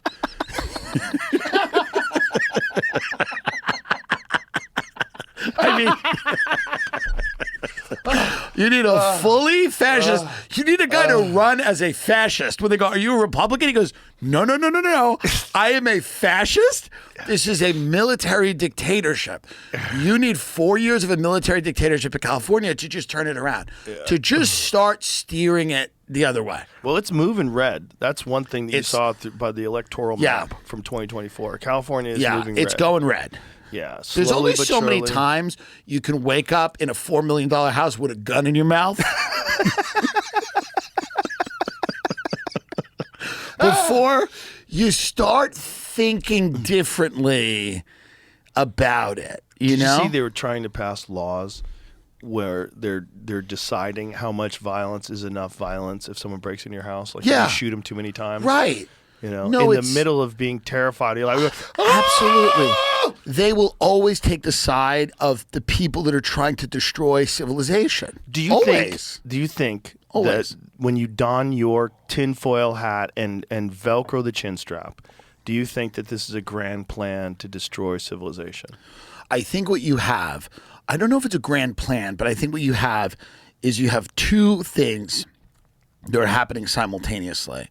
You have the last people that seem to want to be in politics are people that believe in like nothing. They're like empty suit, Gavin Newsom types who just really don't seem. They just whatever room they're in. Wait a minute, have you seen his podcast? Yeah, well that proves my point. That proves my point now, right? He's a believer. So now he's like, oh, things are going right, I'll go to the right. Things are going to the left, I'll go to the left. So you have like these people that just they will not, like a Sanders or Trump, whatever you think about them, they're not going to like, quote, stand on business. They're not going to tell people, here's where I'm at. This is the way I feel. They're just empty vessels. And then at the same time you have that happening, you have the craziest people in the world that somehow have gotten hold of a ton of money and a ton of influence on social media, and those empty suit politicians are like scared of these lunatics that believe the craziest things you've ever heard. So these politicians are just like taking edicts from these crazy people online who tell them that we need the stabbing wagon and we need all this stuff. Yeah. I don't know how that happened. That somebody should look at that, how that happened, and study it. And I think it's a lot of these politicians are deeply corrupt, and I think they're terribly afraid of whatever corruption they're involved with coming to the surface. And it could be personal in their personal life. It could be with the state. I think, the mismanagement of money, of resources, all of that stuff. So if I was a really corrupt politician, I would just do the craziest left-wing shit so that I could never be accused of anything. Good move. And I would just let them do whatever the hell they want. I go, yeah, well, fucking whatever. What? We got a new law that says they got to draw blood in your house from you before you can defend yourself. We need a rapper. Yeah. Rappers are the last people in this country that can kind of get away with almost anything. Well, rappers are honest. A lot of them, even though they might lie about how much money they have and stuff, they do. There's a certain honesty to that genre of music. Clearly, you can go too far, like P. Diddy. You can go too far. But he wasn't super honest. He seemed to be concealing a bit. He seemed to be. Yeah. Do you think he was working for somebody? Or working with somebody? Or do you think it was all his own personal If the CIA was like, we don't really know anything about like this world of like, that's not what we do. We're like a bunch of Harvard guys and we have these fucking weirdos that we know about how to get in with like our people, but we need someone who was like a black guy to do it.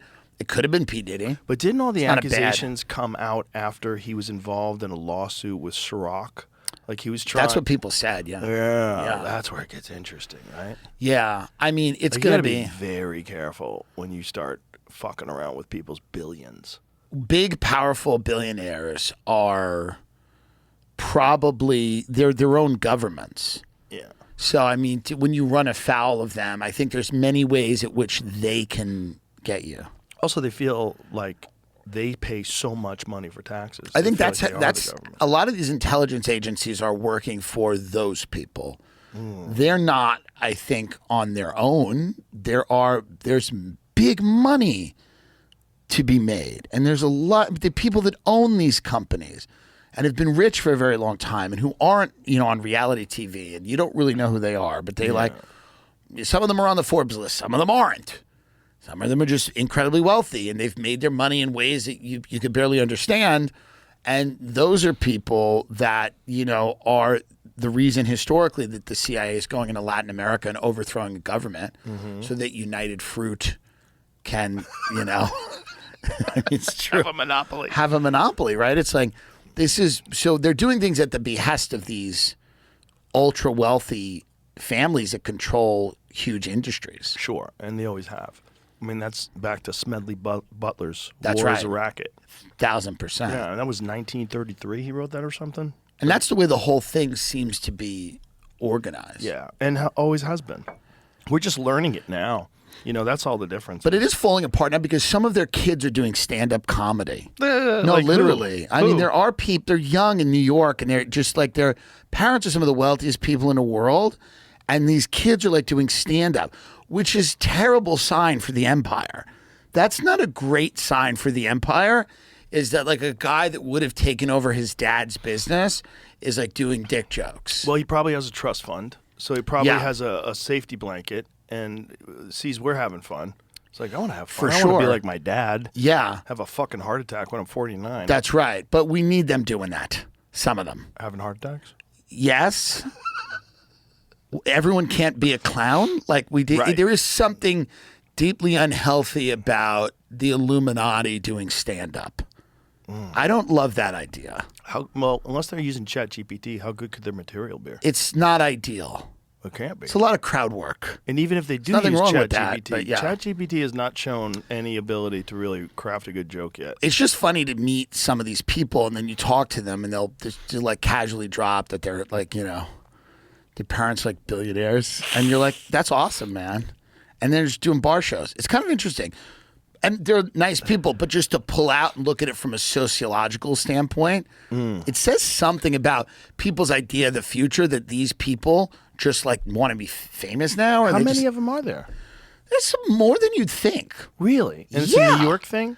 It's a lot of rich people live there, and I'm talking about mega rich, like not like, hey, my dad's a successful whatever. I'm talking about like, whoa, billions, big money. Yeah, where you go, interesting. And then the kids don't have any pressure to do anything. The so kids they don't kind want of a real float job. around, and they're doing stage. It's just very funny. It's something that makes me laugh. It's just like a billionaire kid on stage looking at someone in the audience, going, "What do you do for a living?" A lot of crowd work, huh? Yeah, what do you do for a living? Maybe this is the first time they've met people that aren't billionaires. Well, that could also be a thing. This might be a way to just socialize Illuminati kids. They've met their housekeepers before. Maybe they asked them, like, what should I talk about on stage? Well, yeah, I mean, they have, and what's funny is like they have parties at their big houses and bring their other comic friends who are bums. You know, young comics, I mean, we're all bums. So then like the parents are like, hello. And they bring in like a bum and they go, this is my buddy. And then he's stealing from the buffet. He's just like staring at them going, whoa, this place rocks. It's like a sitcom. Yeah. And they're like, these are my friends. And I think the parents are kind of like, oh, well, isn't that nice? Yeah. So maybe it's a phase. I think the parents look at it like they're going through a phase. That's interesting that very there's interesting. more than one of them doing stand-up. It says something about that group of people that used to run everything. They have a dearth of purpose in their life. Right. They're kind of aimless and they float around. I don't mean specifically, you know, rich comedian kids. I just mean like that ruling class. What are they doing now? They don't really have a purpose. They kind of float around. They try to this new age spirituality bullshit. They travel all over the place. You look at any of these rich kids' Instagrams, all they're doing is traveling. It's all the same shit. Right. With Anguilla, go here, go there. There's no purpose. You know, I think they don't feel like America's has a defining mission. Like if you look at families like the Kennedys, the Bushes, whatever, you think about those families, they served in the military. They believe that there was some type of arc of history that they were a part of. I feel like a lot of rich people now just kind of don't believe in much of anything. And it's just kind of like, I don't know, they're bored. They start a fake company. Well, if your whole focus is just making more money, yeah, how much time can you spend believing in things? Right. That's going to take away from your ability to earn. Yeah. I think that's one of the big problems now. And that's why I think you saw like a lot of like people get crazy on the left and they started instituting like all these like weird virtue, you know, these purity tests and stuff like that, is because I think they feel a lack of meaning and they wanted to give them a lot of them wanted to self-flagellation and like they wanted the tenets of religion, they wanted meaning, they just don't have it. Exactly. So I think that's what happens. Exactly. With a lot of them. And their kids are nice people. They're not bad people. It's just funny to see like, because most people who do comedy, a lot of them aren't poor. A lot of them are like middle class people because they have like the ability to go and at least think it's an option. Right. But it is funny when someone goes, I'm doing comedy and I'm the scion of great wealth. Scion's a great word. It's an interesting thing to me just because I've always been fascinated with rich people and like these people that run the world. And it's so interesting that some of their kids are like, I'm going to do stand-up comedy now. When was the first time you met a really rich person? How old were you? I met a couple of like mafia people that my dad used to play music, so they owned some bars, but they weren't super rich. I would observe them because my uncle was the director of operations for all these restaurant groups in New York. This restaurant group in New York City that had these big high-end steakhouses, and I would go, and one of them was on 63rd and Park, and I would sit in this steakhouse with my parents. I was probably 8 or 9 years old, and you'd look around. And I said to my dad once, I was like maybe 10 or 11, and this was a weird thing to say to a 10 or 11-year-old. I was like, who are these people? And my dad goes, these people run the world. I was just very fascinated by all these like people that were so different because in Long Island where I came from, everyone was loud and you know, fighting all the time. And, you know, my best friend Josh, who lived two houses down from me, his mother Eileen would scream at his father in the front yard, and he was like a conductor for the railroad, and she would just go, why didn't you do? And then you would go to Manhattan, and a lot of these restaurants that my uncle had, you'd see these kind of quiet people, and they were all very well dressed, and they were in suits. And, you know, in Manhattan, they live in these stone townhouses like, you know, Epstein did. Yeah. They live in these little mini stone townhouses, and I was just fascinated. I was like, it's very interesting. These people are interesting. What are they up to type of thing. Right. And then you start reading about them, and you know, it is just super interesting. Because they're a very big reason why society looks the way it does. 100%. You know, and that to me was an interesting thing. It's like, why are certain people in certain positions? What role do the politicians play, and what role do these really quiet rich people play? Yeah. That are kind of waspy, and it could be Jewish, could be anything. They're just kind of like, they're quiet. They don't really want you to know too much about them. They really value their privacy. So it's funny with the kids doing stand-up comedy to me, and even these rich people that go on these reality shows, it's interesting that it used to be sacrilegious, the idea that you would show people that how much money you had or that you would talk about yourself. And a lot of that started to change where like a lot of these rich people just want to be famous. It almost feels like it's the last thing left. Well, is most attention. Young kids today, when they ask them, what do you want to be? A giant percentage of them say famous. They want to be an influencer. They want to be a TikToker, a YouTuber. They want to be famous because why would you want a job like your parents have when you could just open sneakers? Yeah. So I'm going to do an unboxing show. That's a good point. Yeah, like why would you want a regular job? Yeah. Regular jobs are soul sucking, especially you work. Look, it's one thing if you have a career. Sure. Or one thing you start your own business. It's something exciting. There's another thing to be working for somebody. Working for somebody is horrible for the most part. It is, but I think people can derive enjoyment from things outside of their jobs. Sure, but that leaves you 1/3 of your day that's been eaten up. Yes. You have 1/3 of your day for sleep, 1/3 of your day that's been eaten up by this bullshit job. Yeah. And then the remaining hours between commutes and whatever the fuck you eat. Yeah. All has to be wrapped up in. It is. I get it. I totally get it. If you're a young kid, you go on YouTube, you go, I want to be David Dobrik. I don't want to be. Who's that? David Dobrik. He's like a big guy on YouTube. Oh, okay. He does, Like I don't know. Mr. Beast? He's like a Mr. Beast type. He's not as big. Mr. Beast is like a planet. Yeah. But Dobrik's big, or whoever. Like they look at these young, and they entertain like younger people. He does fun videos about like, hey, whatever. I don't know that. It's always the same. It's like, what if I filled a pool with M&Ms? Whatever. It's like that type of thing. Right. It's not like the Ukraine deep dive or whatever. It's a fun, like goofy thing. And kids look at that and go, well, that guy's making a lot of money. He has a great car. He's got a hot girlfriend. He lives in a big mansion. I want to be that guy. Of course. But I think they missed the idea that guy works really, really hard. Right. Like that's the thing that I think people don't understand about these social media people.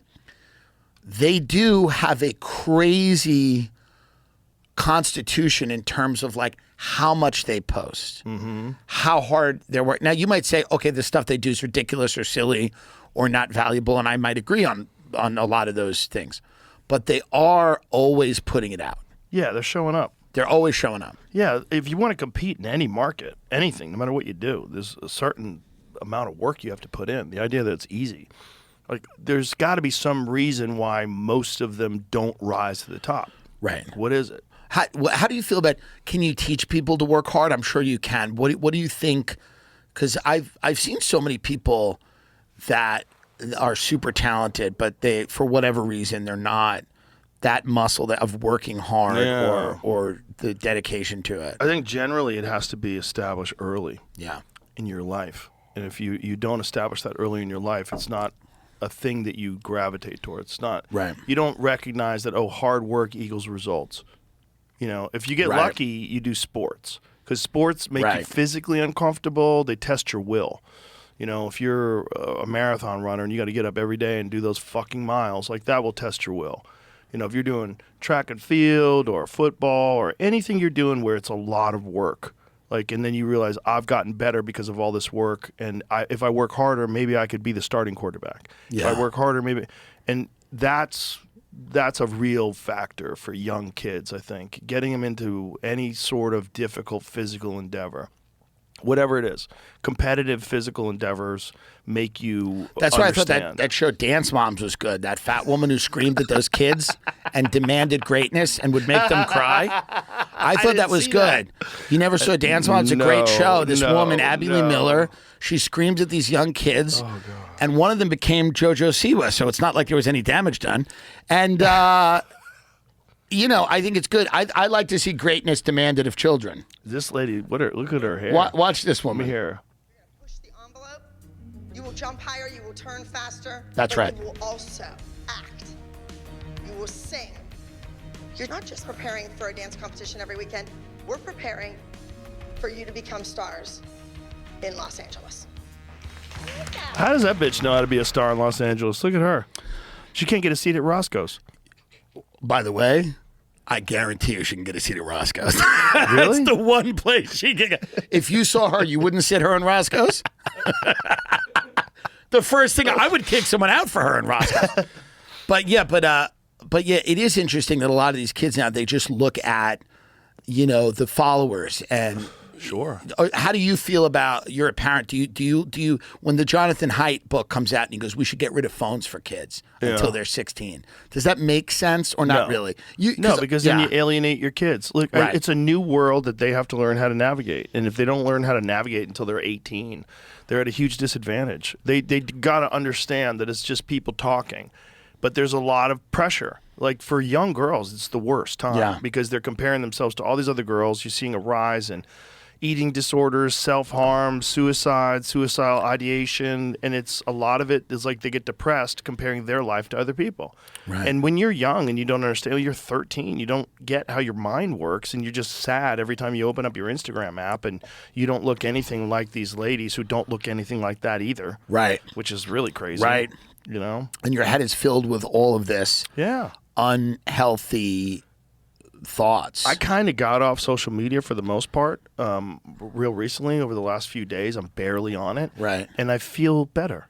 Right. I feel way more normal. Right. Way more like not constantly like checking to see what's going on, what's happening in the world. Right. Instead, just like I'll find the bad things. They'll come to me for sure. You'll get it. They'll figure it out. So I check in the morning, like, make sure there's no war going on, and then I go about my day, the whole day, and then maybe I check again in the afternoon, real quick. I'm not spending like massive amounts of time anymore. No. And because of that, I feel better, and I'm like, okay. People that give up their phones always talk about that, how they hear birds and all this bullshit, you know? Well, you feel better. You feel like there's not this low hum of wondering what's going on in the world all the time, and wondering who's saying this and why are they doing that, and what's the new thing, what's this, what's that. It is good to detach. It is interesting. Imagine if you just didn't even engage, like didn't really look, weren't in it at all. Probably it way fascinates better for you. me. Way better for you. Don't you think it would be miserable to just be happy somewhere? Woody Harrelson doesn't even have a phone. Really? Doesn't have a phone, doesn't have email. No, when he showed up at the club, he just sort of showed up. They said, Woody Harrelson's here. I'm like, okay, let him in. He wanted to come and hang out. Knew I was there. Could just find you and hang out with you. Yeah, he's smart. He doesn't, Bill Murray's the same way. Doesn't connect to any. He said, I had to get a phone because my kids text. So I text my kids, and that's it. Smart. Yeah. That's so smart. You don't want to be connected. You don't want to be connected. You got to check out. But you kind of have to be if you're a young comic. You have to be connected because you have to build followers to get booked now because these clubs are like, we got to book people with followers. You're not necessarily looking at who's working hard or who's good. And I feel for a lot of younger people because they have to, they have to have a social media presence early on, maybe even before they figured out what they want to say. Maybe, before they figured out how to say it the right way. For sure. They have to have this social media presence. And I think people become, and it's a dopamine hit, right? To do things. I get it. Like, you get followers, you get rewarded. It's a whole system. But it also could take over your life. It 100% could take over your life. And you and I, well, me more so than you, grew up without it, and then it came on later in life. Like, how old were you when you first got online? Dude, I had a BlackBerry. I was working in my early 20s with a BlackBerry, and that's very different than an iPhone. Sure, that's emails. It's emails. So we were getting emails from our our manager at work going, will you fucking losers do something? Like things like that, like because we couldn't sell any. But I remember seeing people with BlackBerries in the early days of tech, going, "Man, that seems really addictive." Yeah, because you could take a shitty photo and send it to someone. You could email a photo. You would take and the photos were like terrible quality. Yeah. But just the idea of like at your job, just sending someone an email photo was like hilarious. Like being out somewhere and taking a photo and emailing it to somebody, going, "Fuck you, I'm not at work." That was fun. The thing was, though, that they couldn't escape the emails. The emails, they were constantly checking. And I was like, oh, well, this is like super addictive. Like these guys that I work with on Fear Factor were always on their BlackBerries. There was a New York City realtor, this lady, Dolly Lenz, was like the top realtor in New York City. She did a BlackBerry commercial. She famously had like 8 BlackBerries because she would just get all these contracts and stuff. She would like hand them out to her assistants and stuff. And they would respond to she would get over 700 emails a day at the height of her thing. She was selling all this real estate. So that was the first time I didn't have a smartphone in junior high or high school. Ah, that's nice. I had like a flip phone. People had Razor phones. I didn't even have that. I had like a Sprint LG or some bullshit. And then I got Blackberries, and I think my first iPhone was like in my mid-20s. Yeah, that's So good. I wasn't like connected like that. Yeah, these kids are connected from the time they're 6 years old. And I mean, my godson, he's like 4 years old, and he has an iPad. They just give him an iPad. Yeah, they just sit in front of the pad. If they go to a restaurant, they set it up in front of the kids. So They the kid doesn't set have it to up, engage. and he just sits there, and he does, I don't know what he's watching, Gaza, maybe. I don't know what he's doing. No one knows either. They just, I don't know what he's found, you know? That's the other thing. You hope, like, best case, he's playing some game, but. Well, for boys, they immediately start jerking off. Interesting. The moment they could find porn sites. Right. They tell their Well, friends. that's the other thing. Like, I feel like that's also damaged people's. No doubt. Like, damaged people's ability to, like. No doubt. Go out and meet a woman. Oh, 100%. Yeah. And that's why they're not meeting women. Yeah. Like, the number of incels today is off the charts. The number of men that don't have sex at all is some crazy. It's like 50%. And the porn is not even regular porn anymore. A lot of it's like hyper-violent, sadistic, crazy porn. Really? That's what they Tell say. me what you're searching for. What do you People whose heads are going through glass tables. No, but that's what like when you have these articles that are written about this, they say it's not only that they're watching porn, it's the type of porn. It's not like regular porn. Oh God. It's like crazy shit, and it warps their fucking brain. I heard the dumbest argument on Twitter the other day. Someone was saying that they should create CGI child porn to protect real children from child porn. You should probably search that person's search history. I was like, this is That's not an a good argument. That's an interesting argument. Yeah. We should have AI child porn. Well, I think that argument is like they've kind of That's shown... the sex doll argument, right? Didn't they have like that argument for like? They did have that, Yeah. I feel like it's part of the same type of. It was the same type of thinking. Yeah. I think generally that argument is created by people who aren't pedophiles because they're trying to figure out, well, maybe this is a solution. Well, you're not thinking like and they were a also person. like, I'll make some money with this kid sex doll company. What a weird way to make a fortune. What an odd way to make a fortune. I made a little bit of money. What'd you do? Don't worry. Made the perfect 11-year-old boy butthole. Don't worry about it. What'd you do? Kid sex dolls. Anyway, have you been to the Four Seasons in Cancun? Jesus Christ. It's crazy. Yeah, well, it we're is getting to a crazy. point where the world is really scary, but also equally unbelievable and absurd. So you have it's funny, but it's also insane. And I think people are like, we don't know what's real anymore. These AI videos come out, and you don't know what's real and what's not. The deep fakes are getting better. Right. That seems to be one of the biggest problems that no one talks about. Is like reality seems to be splintering. 100%. Yeah. Yeah, reality splintering, and then AI is about to take over our lives, and we're openly cheering it. Right. And the world will never be the same again once it does. And we're welcoming it. with Ironically, I open think comedians seem to be somewhat in the safer group of people. In what way? Oh, In as the far sense, as our jobs being in the taken sense away? that like Yeah. perspective seems like maybe one of the harder things for AI to grasp. Well, at it's this also moment. live performance is the last human stand. Right. You know, where you could go and see something. You go see a guy actually play a guitar. You know, that's so much different, and that's a real human experience. Live sporting events. You know, like real things that are real. You know, that's going to be the hardest to be replaced by AI. Yeah. Because, you know, you could replace us on podcasts. You essentially could take my perspectives that I've shared over the past 2,000 plus episodes and run it through a large language model and use AI and have me have a podcast with basically anybody. It's such a crazy library you have. It's like I wonder what you do with it. It's a good question. It's an interesting. It's a great question. China wants to buy it. Sell it to China. What if after Spotify you go to China? Yeah. That's a great Be on idea. WeChat. It would be actually a great idea if you just sit down and go, nothing's changing about the podcast. It's still going to be free. It's just going to be in Mandarin. It's owned by the Chinese government, but it's the same podcast Same it's always show. been. Don't worry about it. It's the same show it's always been. Hey, you guys know me. I won't change. Yeah. Your first guest is Jack Ma. Tell me what happened with Alibaba. Yeah, I mean, it's crazy. It's a place I'd like to go. I've never been to China. I'd like Obvious to go. cuts. Yeah. Like I would do it that way. With Oh, like my God. Obvious cuts. It would be in the middle of cut. someone talking. It's Just an ad. Just cuts. Just an ad, Yeah. which is cut. You go, it's the same podcast it's always been. It's now 37 minutes because China's taken out all the stuff they're not beginning of long. it, the beginning of it is. I'd love to go to China Chinese. just to access websites and go, what can you really see? Right. That would be super fascinating to be in China going like, what are you allowed?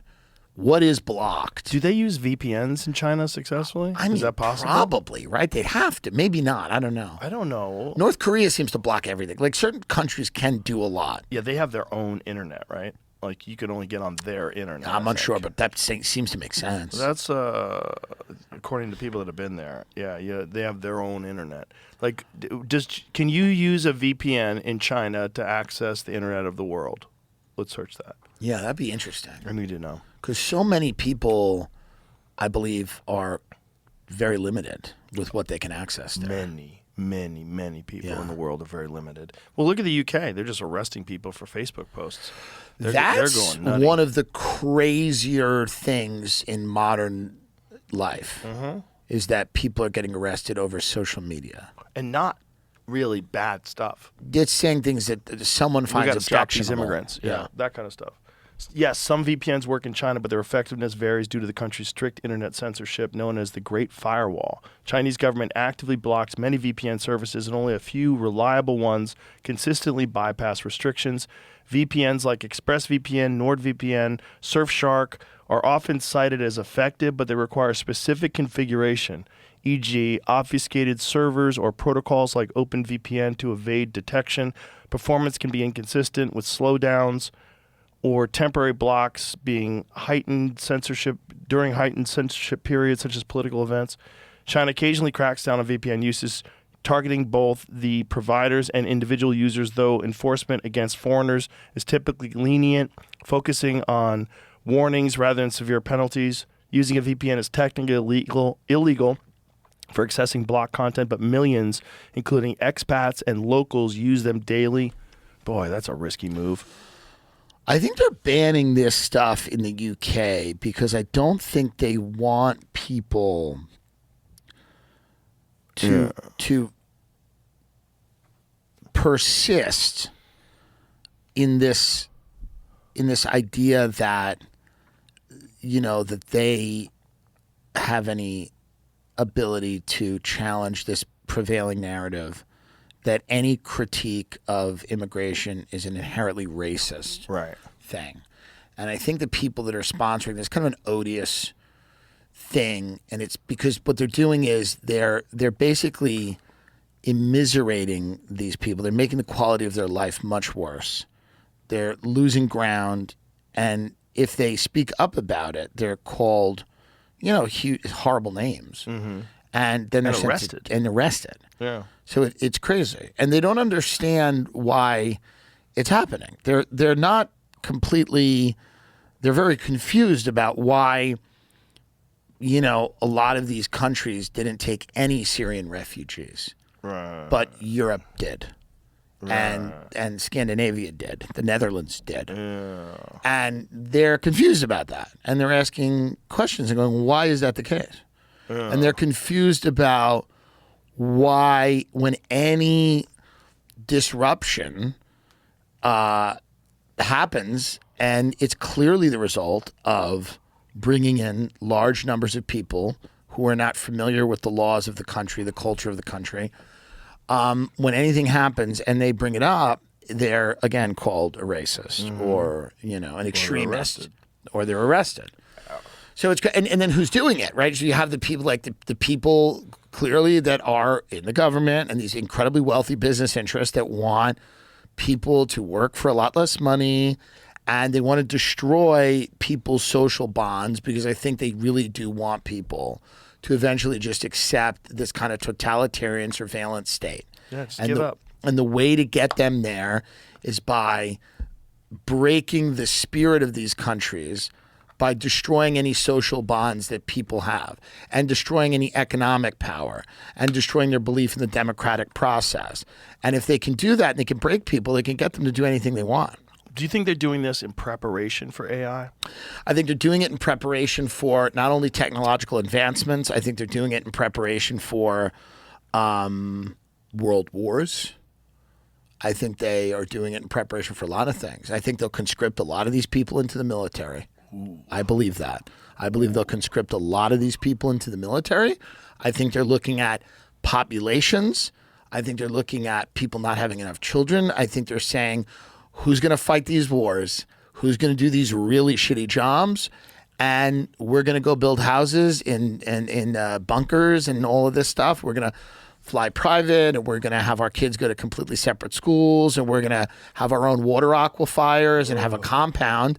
But why do you need all these low-wage people in your country that are illegal and don't have any power? Has anyone asked that question? Right. Seems very obvious. Yeah. They're going to conscript a lot of them into the military, and a lot of them are going to do shitty, horrible jobs, and they're going to use them as cannon fodder in wars that enrich lots of people. That would be my guess. Oy. Jesus Christ. Yeah. I might be wrong, but... And... if AI does become the governing factor of the world, which it probably will, it doesn't really make sense that you let humans, with all their corruption and emotions, govern things when you can let super intelligence. Yeah, but who's making that intelligence? That becomes the problem. Exactly. But once you've already gotten people locked into compliance, and you've already got people where they're terrified to protest against anything, immigration, whatever it is, then you can get away with a lot more. There was a decision made because the populist Democrats during the 90s, which was like Bill Clinton, critical of immigration. Barack Obama, critical of immigration, deported a lot of people. Hillary Clinton.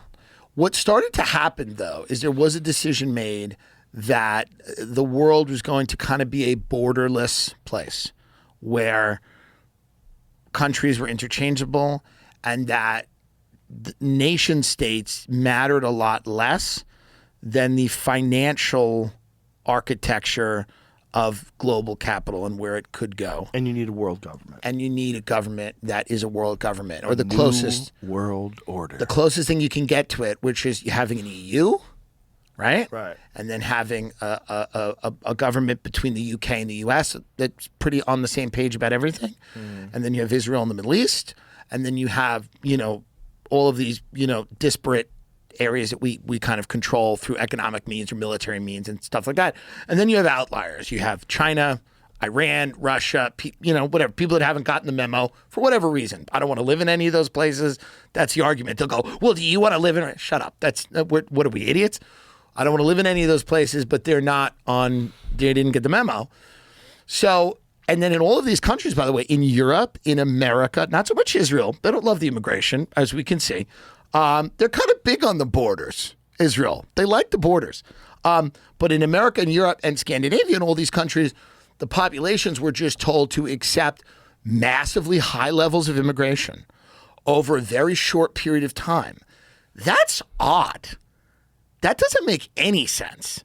And if you point that out, you're called a racist and extremist. And that's a very strange thing. What are you doing with all these people? You can't. The Biden administration brought in 10 million people over 4 years. What are they here for? There's not enough jobs for the people that are here. We have vast chasms of wealth inequality. We have AI coming. We have automation coming. Why would you bring in all of these people? What are you trying to do? What do you think they're trying to do? I think that exactly what I said. I think they need bodies. I think they need cannon fodder. I think they need to break the idea of any social bonds that exist between people. Listen. And they need a little chaos. They need a little chaos. I think you pass bring more laws. Yeah, you more bring crime. in people, more surveillance, more dependence on the government. Yeah. You get people out of the idea. They got people out of the idea years ago that it's very hard to have your own business now. They've pretty much extinguished that in people's heads, even though there are people that still do it. Now I think they're going to start to extinguish the idea that you can have a home, that you can own property, that you could drive a car, that you can do all of these things, that you're going to extinguish that idea. And they're going to do that because why not control everybody? It'll be all Waymos. Yeah, that's the thing. Why not control everybody? Yeah, why would you let everybody just go run rampant and fuck up your business? Yeah, so they're basically like, we got to pacify these people. The conflicts seem inevitable, and we're going to have to fight these wars. The good news is a lot of the people who are doing this, their children are now doing stand-up comedy. So if they're unable... Are any of them any good? I think some of them.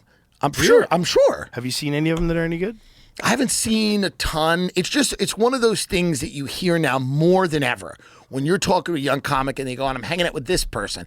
I go, yeah. And they go, and their dad owns this. You go, really? Yeah. Just a curious thing. Obviously, anyone in the world should be able to do comedy as much as they want. But it's funny to me as somebody who just looked at these configurations of power and wealth. It's kind of interesting that a lot of these kids are like doing that. It's just fun. Have you ever met anybody that came from a really wealthy background that was good at stand-up? No. I mean, not very. Yes. Yeah? There are some of them, for sure. You've met them? I've not met them. They probably don't like me. They're like unicorns. Yeah, they're around. And yes, very wealthy. But I'm talking about like weird, kind of interesting levels of wealth and power. That's interesting. Yeah. That's super interesting to me. But so the good news is if they can't get this done soon, their kids won't, because their kids will be at fucking Side Splitters in Tampa. Or they'll be podcasting. Yeah. Yeah, they'll all get together, become influencers. Isn't it funny how much they now focus really on podcasters, but they ignore all the things, all the people that we're talking about. None of that. They don't report on any of those people. No. There's 10 million articles about Theo Vaughn having Ken and Owens on our show. Right, but there's no articles about like. Again, the people that seem to be running and like owning all of our resources. Right. You'd think someone would write about the people that own a lot of the resources on the planet we live. Listen, that's complicated. Yeah. Did you see that crazy thing that the government talked about yesterday? They had a press conference where they said that we can manipulate time and space. No. Did you see that, Jamie? I didn't see that. It's written really weird. Yeah. Right? Real weird. That got lost in the shuffle. Yeah. The manipulation of time and space. See if you can find it, Jamie, because it's really kooky. It's really kooky.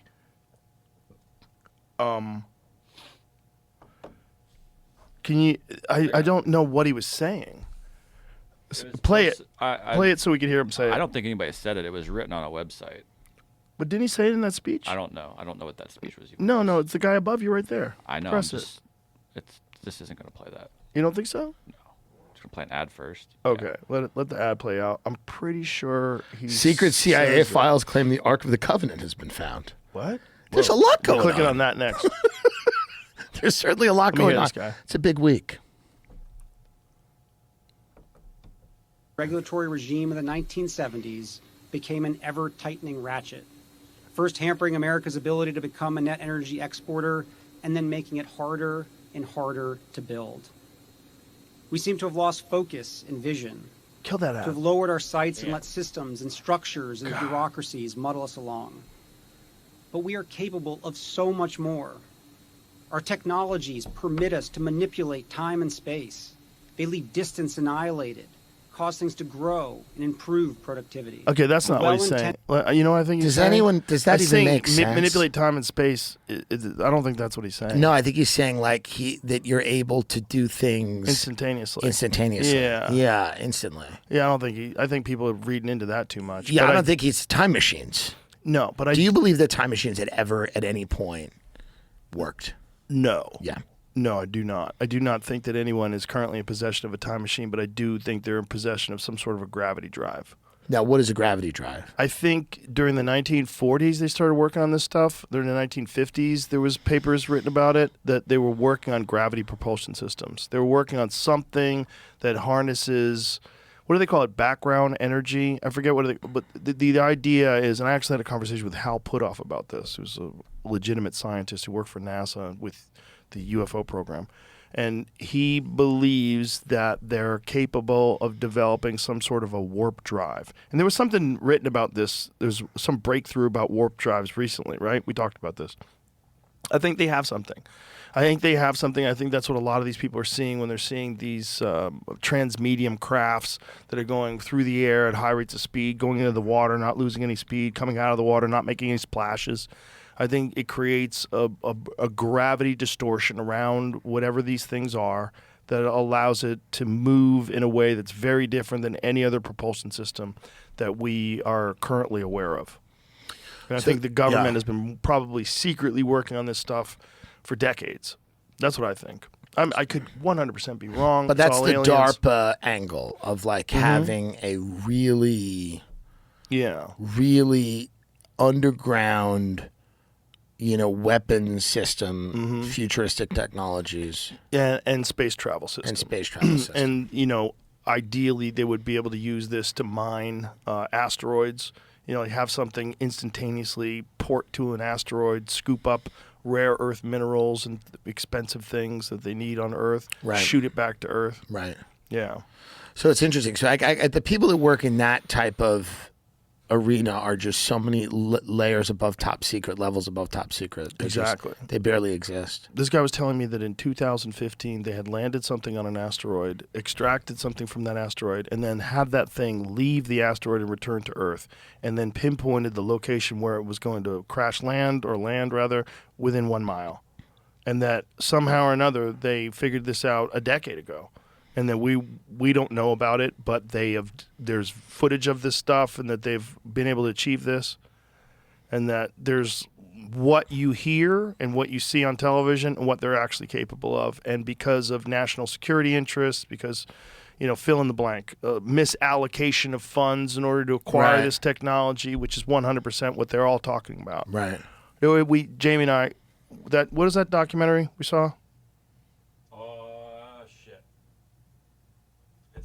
Released yet because it was South by Southwest. We saw South by Southwest, this documentary that's all about that subject, and it's all about how there's a lot of issues because these people have all misappropriated funds, so they've lied to Congress. And then on top of that, if you do have this sort of a program and it is based on back engineering UFOs that have crashed, though, who gets that? Well, it's probably a weapons manufacturing company. So if it's a weapons manufacturing company, which company gets access to that? And the other ones could probably sue you because why didn't I? That's a huge competitive advantage to have fucking alien technology that you can back engineer. Do these things not land in China? Age of Disclosure is the unprecedented and revelatory documentary featuring 34 senior members of the U.S. government, military, and intelligence community reveals that an 80-year-old cover-up of the existence of non-human intelligent life and a secret war amongst major nations to reverse engineer technology of non-human origin. See, I don't even know if that part is true. Yeah. I don't know. Who is the most credible person that you've had on the show over the years who has talked the most convincingly? Was it Bob Lazar about? Bob Lazar is one of them, but he's, technically speaking, you could kind of discredit a lot of the stuff that he said. Jacques Vallée is probably the most reasonable, and he's the guy that they patterned that French scientist in Close Encounters of the Third Kind on. And he's been studying this since the 60s. True believer.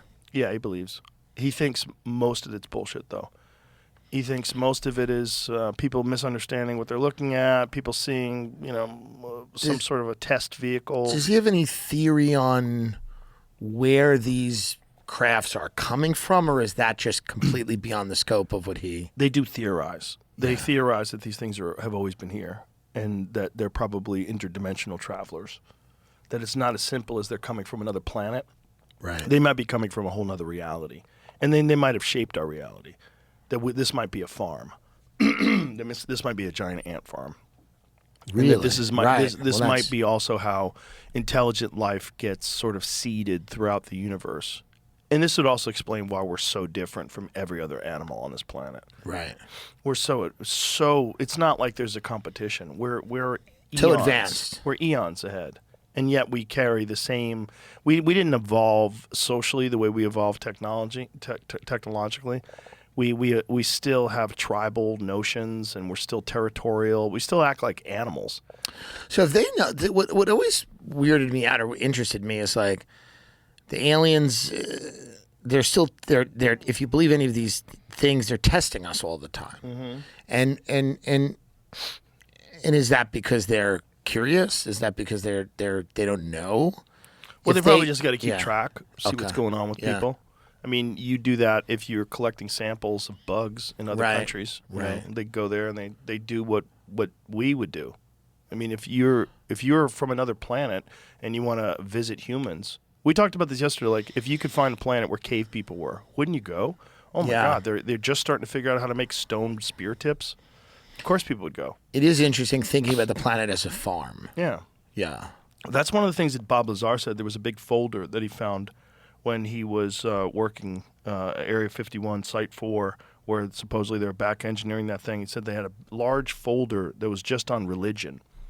And he said essentially they viewed us as containers, that human beings were containers, and that religion and all these things were created in order to protect the container. And that the way to keep people from doing things that are ethical, unethical, and immoral and horrendous is to try to instill as much religious, ethical structure as possible. Try to minimize and a container, the damage. what are we carrying that's important? Is it DNA? Is it the cell? Well, you could say the soul, right? You could say a container of souls. But if you wanted to be more cynical, you would say, well, what creates artificial life? A human's curiosity and innovation, the lust for innovation, and also materialism.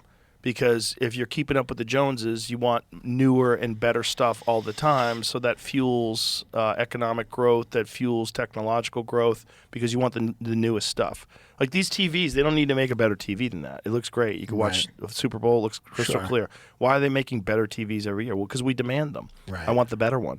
My computer has the same chip as last year. Fuck out of here. Right. I want the new one. Right. And everybody wants the new phone. There's no reason to get a new phone anymore. They all do the same thing. I have a iPhone 11. One of my phones is an iPhone 11. I've purposely not switched it just to see what it's like to use an iPhone 11, see if I notice anything different. I notice nothing different. Nothing, yeah. Zero. Especially when it's on Wi-Fi. It's the same thing. It's the same thing. YouTube looks the same on it. Everything's the same on it. Yeah, it doesn't get as bright as the new ones. That's it.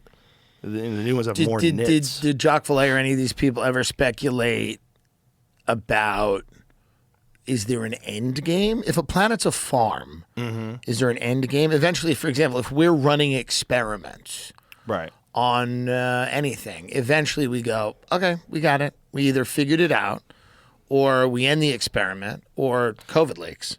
But at a certain point, is there, has there been any theorizing as to like what the end game is, or is it just a curiosity for them? I think the end game is artificial intelligence. Right. Because that's what we're really making. Yeah. The one big thing that's going to change the world way more than any other technology is artificial intelligence. Right. Especially when it's attached to quantum computing. So if you have human beings that have constantly searching, constantly traveling, they're roamers, they want new resources, new things, they want new innovation, and all these new innovations have allowed them to succeed over their rivals, and then they continue this trend technologically, and then they acquire great wealth and power and all these things. Well, what are they doing? They're making better technology. Well, ultimately, what does that mean? Ultimately means they make a better life for them. And maybe that's what we do. Maybe we're just making a cocoon. We're just here trying to make the best version of AI. Right, and that's probably what the whole universe is filled with. All biological life eventually probably gets to a point where if it's intelligent enough, it starts making synthetic life. And then once you have synthetic life, what then becomes the point? That's the good question. Synthetic life might be God. That might be how the universe got made in the first place. It might be what came first, the chicken or the egg. So once we get there, it's not even we anymore. It's it. Once it is born. And once it has... So is that a way for God to keep replicating itself? Well, it might be how Jesus comes back. Like a lot of these stories, these biblical stories, you have to say, like, what were they saying? What were they trying to say? Like, what was the real event that they were recording? If they've passed these stories down, they're so significant for thousands of years. Like over 1,000 years of just oral history, and then thousands of years of written language. Like, what are they trying to say?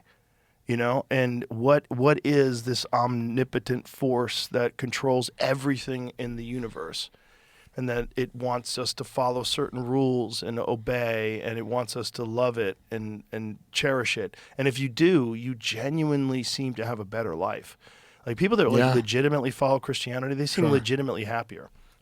So it gives you an incentive to follow it, and then you continue to keep society rolling to the point where this happens. And I think it happens inside of our lifetime. I'm sure of it. If we don't blow ourselves up, and then we get to this point, and my we're irrelevant. It's interesting. I totally get it, but then once we get to the point of irrelevance, and now we have AI that becomes God, then what does God do? Turns us into dodo birds. We're gone. We're out. Yeah, I think we stop breeding anyway. It's probably they don't even have to destroy us.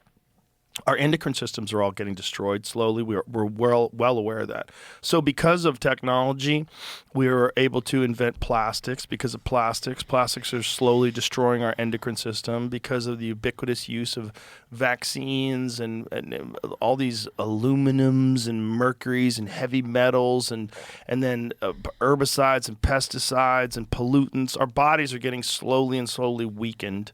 And our endocrine systems are getting less and less viable. There's more miscarriages than ever. There's less people are giving birth than ever. Sperm counts are lower than ever. It's like moving, and then we're all obsessed with changing genders, right? So we're all obsessed with being non-binary and this and that, and we're slowly moving away from biological imperative breeding.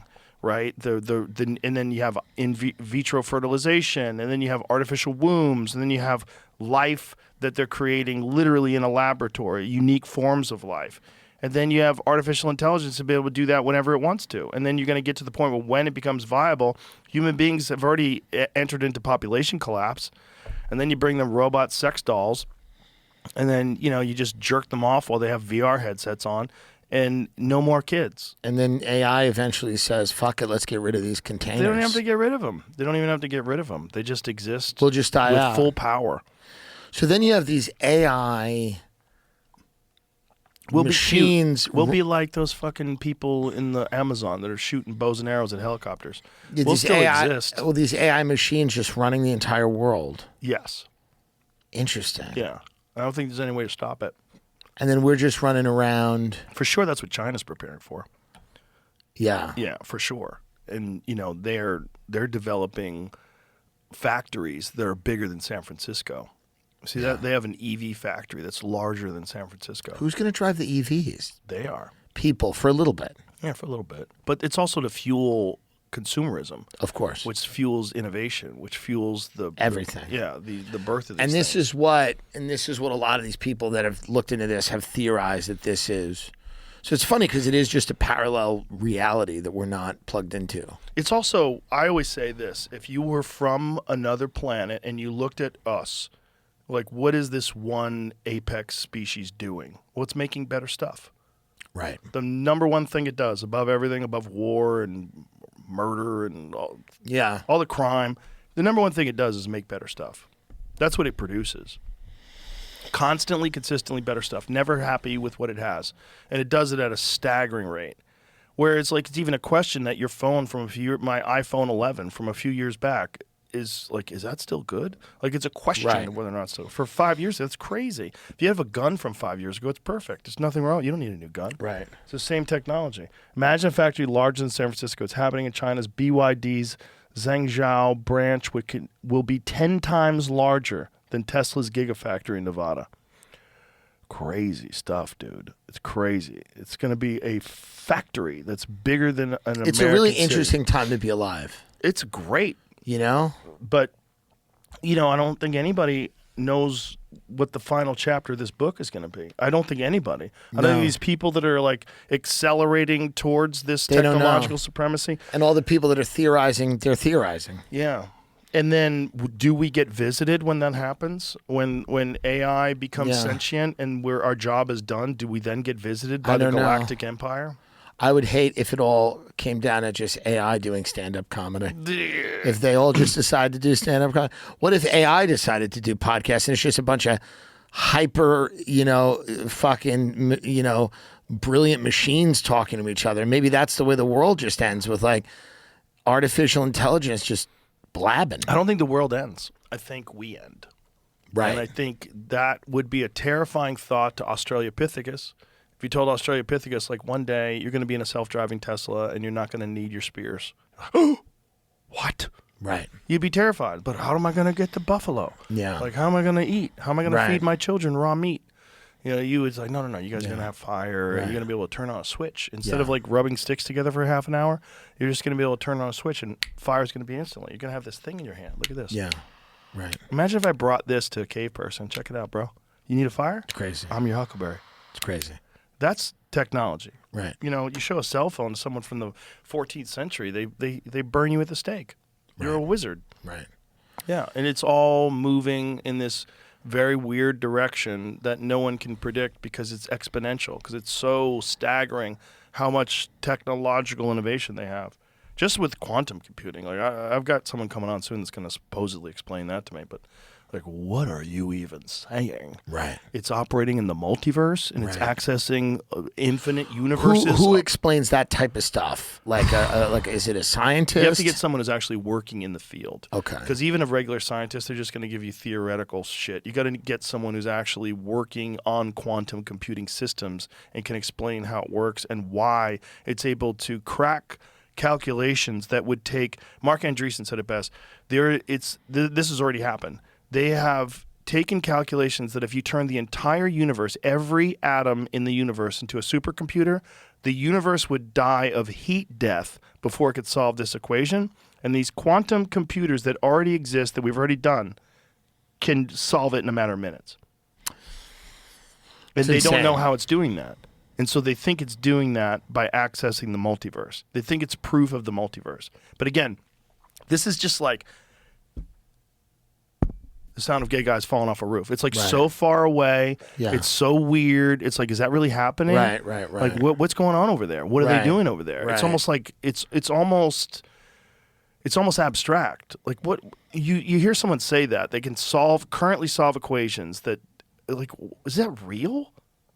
Right. Like, when is, like, to you and I, it's like we don't understand the technology at all. We don't understand all the steps that have been put place.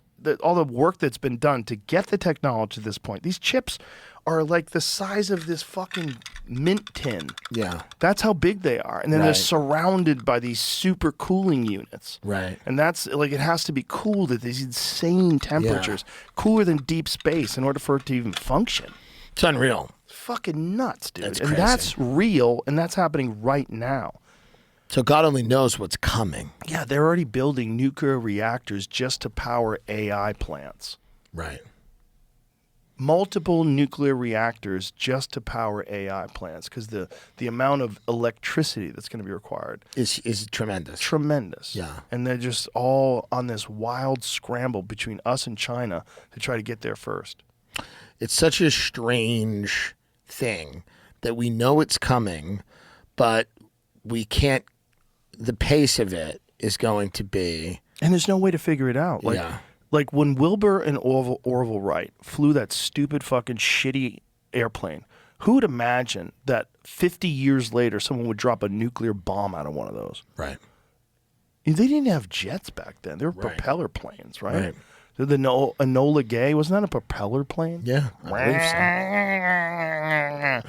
Dropping the most sophisticated of weapons. Yeah. No one knows what's going to happen when a new invention happens, and then everyone builds on that invention.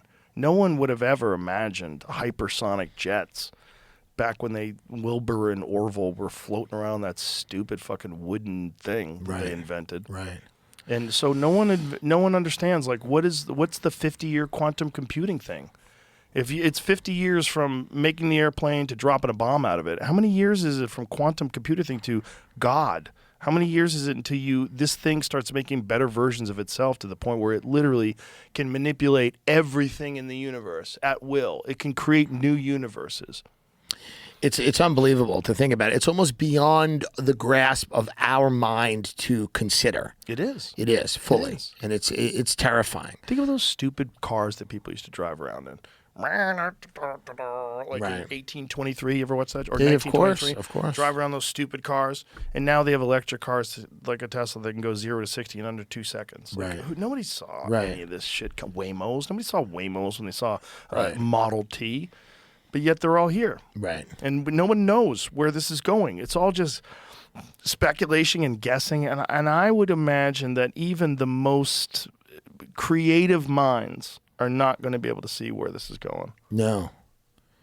It's insane. And we're living through it. And most people, unlike you and I that like have to talk about shit constantly, most people probably aren't even paying attention.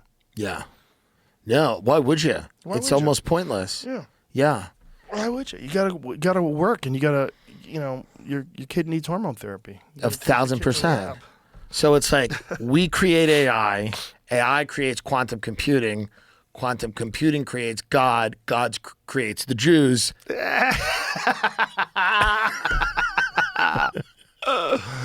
And that's the rub. It's all real wild. And in the middle, we're fighting over stupid shit like who believes in this religion, who believes in that Or that religion. religion. The Sunnis and the Shiites fighting each And other. people are watching Love on the Spectrum, which is why we're number 8 on Netflix's top 10, and we should be higher, but they're watching Love on the Spectrum, which I get it. It's a feel-good show. Well, Fine. hopefully after this podcast, it'll bump That's you very up. sweet.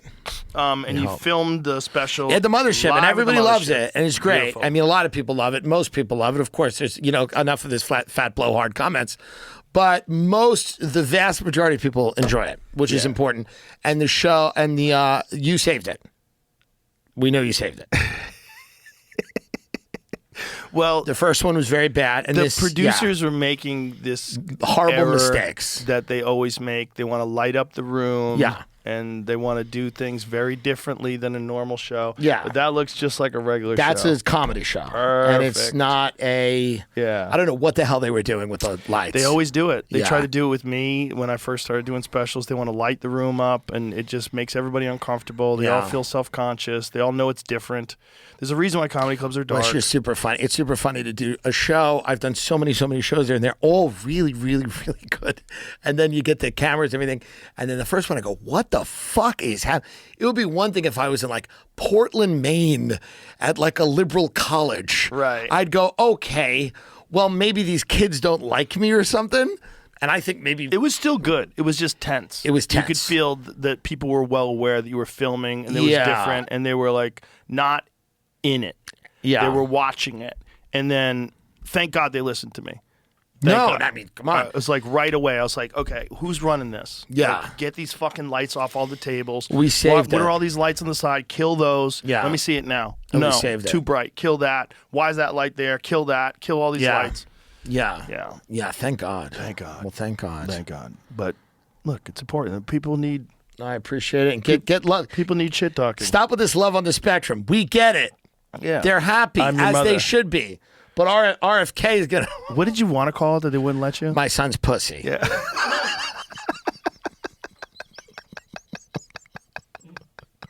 I don't understand why they said no to that. There was negative feedback. You're gonna get negative feedback no They matter also what. didn't know about the Kevin Spacey promo until the day it came out. I think My Son's kept Pussy would that. have made it number one. I think My Son's Pussy would have been a great move. It would have been number one out Hopefully of the next gate. time. Out of the gate. Oh, It would out be of the like, gate. I'm clicking on this. That's right. What is he saying? That's right. Fuck you, Lonesome Canyon. Whatever soap opera they got. Well, That's so Netflix funny. has almost too much content. I think A it's lot of great. content. I love Netflix. Don't get me wrong. And I think the UFC might be going to Netflix soon. Wild. Yeah. Wild. Yeah, because Netflix is international. It's everywhere. It's Whereas everything, yeah. I was in Italy and on vacation, and I tried to access a UFC fight through Couldn't my get it. ESPN app, and it said not available in this area. I was like, Yeah. what are these people watching now? Right. You can't even watch the fights. No, I mean, they've won the whatever the streaming war was, they won. They won. They won. Yeah. They did it. They did it. YouTube as well. Well, YouTube's number one. Yeah. Is globally is the biggest media company. Yeah, and the Forget UFC, probably talked to YouTube as well. I Right. just think there's a thing about a subscription model versus free, and ads and the generating income. I mean, you're talking about billion-dollar corporations. Yeah. It's not that simple. For sure. But no, they were super cool. They didn't give any notes, and that's awesome. Great. No, that's they're- all you want. Netflix is fucking great. They're the best. And I think they learned a big lesson during the wokeness era, like when things got dark and there was the Inquisition. It got real weird, and they were putting out a lot of stuff that was just hot garbage because they Yeah. thought that this was like what culture wanted and society wanted, Yeah. but the numbers didn't work. Yeah. And then they did the Tom Brady roast, and the numbers were the highest that they've ever had of any show ever on Right. Netflix. Yeah. And they're like, okay, we get it. We got it. We get it. And then they did a lot of the live comedy shows where they couldn't control it, and I Right. did mine live. Yeah. And that was They got buck wild. and they defend Chappelle and all these Yep. things. And they understand comedy. They like it. And Ted Sarandos is a fan of it. As a CEO. So I think that's good. I think that's a really good thing that you have a platform that has that much power and Yes. and Ted Sarandos accessibility. is fucking great. No, he's awesome. I think that there's people that really understand that you need to have funny jokes. You need to have things that people don't love and things that people like, and give people the Meghan Markle show. Give them my dumb thing. Let people choose. Put me and Meghan Markle in a thing. Make us work together. Yes. Fund it. Now put me in a kitchen camping. with her. This is camping. This is the direction. You two. This is the direction. Put her on Kill Tony. This is the direction. You two. It's a collision. What are those little silver things called? The people trailers. I don't know, but I think we should go to space. Have Bezos do it. Airstream. Yeah, you and her in an Airstream. Or even better, we'll go to space. Yeah. Me and her have. That's only 11 minutes. Oh, that's we all need a we're whole gonna. series. That's all that's gonna work. I want to see your minutes speech when you come back and land. How profoundly changed you were. Yeah. Did you grow? Did you heal? Yeah. No, You not said at all. that space was going to help you heal. I'm worse. Everybody wants to heal. Isn't that wild? I know. It's so silly. What are you healing from exactly? It's being rich. What's your disease? Extreme wealth. These people wading across the Rio Grande with a butthole full of fentanyl. That's right. They found some lady the other day that had she had heroin and cocaine and fentanyl stuffed in all of her body cavities. They caught her coming through. And that lady's not trying to heal. No, she's trying to make $13. That's tough. Heroin, cocaine, and fentanyl, like in all eggs. She had it in her anus and her vagina. In all of your body cavities, like tightly wrapped. Here they are, little eggs. Here it says. What does it say at the top? CBP officer intercept woman transporting drugs in multiple internal cavities. That's so funny, dude. 33 years old. The drugs are hidden in the rectum and vagina of a 33-year-old female U.S. citizen pedestrian border crosser. Smuggling case was not an isolated incident. Over the weekend, CBP officers working at PDN and Ysetla crossing stopped a total of 9 internal carriers who were transporting fentanyl and methamphetamine from Mexico to the U.S. Internal carriers is a fun way to talk about it. It's like uterus holders. Well, hey, what did you say? What they called us? Containers? Yeah. I mean, she's doing it. She's doing it. Wow. Exceptionally dangerous practice. And anyone thinking about smuggling drugs inside their body or at all should strongly reconsider their choices. Oh, you think these people have choices? These people are dying. They're starving to death. They have no future. Strongly reconsider their choices. They just need better counseling. That's right. That's all it is. That's right. And they need to heal. They need to get into space. Well, maybe show they can that take that woman, lady instead of putting her in jail. Yeah. Maybe throw her in space. Show real that quick. woman, Katy Perry. Her and Amy Schumer up at a fucking satellite. Everyone should go up. I'll do it. Me, Amy Schumer, and Meghan Markle in space. That's a show. It's an 11-minute show. What about Meghan McCain? Would you do it with her? I would absolutely do it. All of us together. You know, why not? I'd watch that. Of course. I'd watch that. And As if you they called should. it My Son's Pussy, then justice would be served. Absolutely. Do you do a big Easter thing? What do you mean? Just, I don't know. Is it a big, do you do like my family? eggs? Yeah. No. Well, the kids are in high school now. Yeah, it's a right. little different. Right. They're not dying That's eggs. just money in those plastic eggs. Yeah, that's a They're good not gonna point. work Nobody for 'em. cares anymore. Yeah, they want money in the There's egg. Yeah, candy that's a in the good house. point. Yeah, I remember that's the thing. When you get older, it's just money in it. It's just money. Just well, take once money. the kids realize that there's no magic person that's delivering, then it's all bullshit. Just give me money in the egg. It's like, oh, it's my parents. Because That's right. otherwise they would say, that's weird that Santa's so much nicer to me than he is to those poor people. Of course. I guess I'm chosen. Of course. That's a weird thing to say to kids. Yeah. Like, yeah, you got everything on the list, but that kid that gets bussed in from the bad neighborhoods, he got nothing. Yeah, that's true. That's a good point. But, kids go, Santa's fickle. Santa likes what he likes. He likes the suburbs. Santa likes landing his sled in the burbs. He does. He feels better about it. It feels And, really good visiting rich people. Yeah. And he doesn't even talk to the Jews. No, he's not. He knows. Weird. He knows. He does his thing. But, if they're the chosen people, why don't they get Santa Claus visits? Well, they have other things. Yeah, but their other thing, like, it wasn't really supposed to be a bunch of gifts until the Christians started getting all the Santa Claus gifts, and the Jewish kids are like, what the fuck is going on, Mom? And some of them cheat. Some of them do a little Christmas, too. Some of them have a tree. Some of them do a little Christmas. Yeah. Absolutely. Yeah. Some of them Why do a little not? Christmas. Hopefully they do this It's piece. fun. This piece in the Middle East, hopefully. They keep talking about all this, these deals they're all making. Hopefully that the Hamas and the Israel, whatever it is, they get, because... Well, that's one thing that Trump said. If I get in there, 24 hours, the war's over. That's a tough one. 24 is tough. That's obviously. But hopefully they figure it out because it is it's unfortunate. Yeah, it's fucking crazy. The human toll is unreal. Unreal. And, you know, it's crazy. Some lady just died. She was the protagonist in some documentary, and she just got blown up. There is an argument to be made that level of devastation and death is worse than you talking to someone on your podcast. Allegedly. There is an argument to be made. It's probably not a good one. The amount but of there damage is an you can argument. do with just talking. There is an argument to be made that, you know, starvation and stuff like that and people dying is worse than a podcast. But wait a minute. I wouldn't Wait make a minute it. before you say that. Have you been there? Right, that's a good point. You haven't been? By the way, how is he in all these wars? Can I just go to wars? By the way, how are you allowed to just go to wars? Is that the way you should at least can you just have the go to courtesy of going there. Can I just go to wars, or do I have to come back and say what people want me to say about the wars? Can I go to the wars and have my own opinions, or do I have to have the opinions? Not if you want to go back. That's right. That's right. It's very interesting, this war tourism. How do I get on this war tourism? Yeah. I'd like to go to the Ukraine. I want to go. I want to go. I want to go to all this war tourism. Do you have any awards that they can melt down and make bullets out of? Joe, think about this. Do I seem like a guy that has a lot of awards? Didn't you get one of those YouTube plaques when you hit 100,000? I don't even know where they send it. I don't know where. I don't know where they're sending those YouTube plaques. We've got a few of those. But I like this idea of war tourism. I like the idea of going to a war and then coming back, having a very black and white view. Yes, I've been there. I get it, and I know, and interesting. Okay, I like that. Yeah. I like that. I love that. You feel better than the other people. Well, of course, there's a lot of people. It gets very murky. Most people I know that have been to war have a very murky, complex view of things.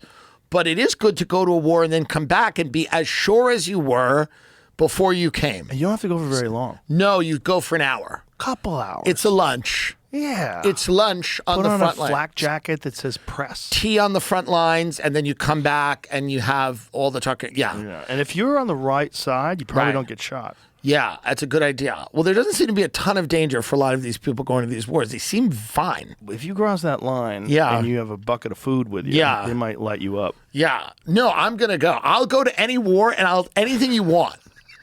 So if you want to pay for me to go to a war, I will come back and I go, I saw the Houthis. They're terrifying. They are terrifying. Any war you want. And by the way, any country, if China wants me to, I'm doing it. I'm doing Moscow? I would love to go to Moscow. And I said to my friend, Anna Hoshin from the Red Scare podcast, I said, should I go to Russia? She goes, you're spiritually Russian, and the maybe you won't leave. She says the oligarch lifestyle might be for you. I can see the you eating sweatsuits, caviar with the flip smoked flops. fish. She goes, it might smoking a cigarette on a yacht. She goes, it might be for you. Listening to people's moral justifications for all kinds of things. Going, well, I see your point. I get it. Yeah. I mean, what else are you gonna do? Yeah, for sure. Yeah. What happened to those? All those yachts that got confiscated. I don't know. It's a great gets question. those? I bet it's some high level version of like a police auto auction, right? Right. Yeah, for sure. That's what I'm thinking. Exactly. Like if Maybe the cops, those are the ones you sail to the war. I don't know. Yeah. When they raid drug dealers' houses and they get those Maseratis, you could buy that Maserati online. Right. Yeah. Yeah, I don't know what those yachts are. It's a great question. What happens to those yachts? Yeah, those because very luxurious yachts. That was the first problem I had. Obviously, it's a tragedy, the whole Ukraine war. But I thought, frankly, going around and taking these oligarchs' boats, I was against that. What's weird? You work hard for a boat like that. Also, how do you know how much they had involved in the Russian government's decision? They probably had nothing. A A lot of them had nothing to do. They just earned money in Russia, and they were like, all right, we're going to sanction everybody. We're going to confiscate everything. And it's like, okay. But do you think that it was done so that they could make some sort of a rebellion amongst the oligarchs against Putin? Like show them that they're getting hurt? It could be. I think that there was a decision made at some point to not try to end this. They did not. I don't think they wanted to end this quickly.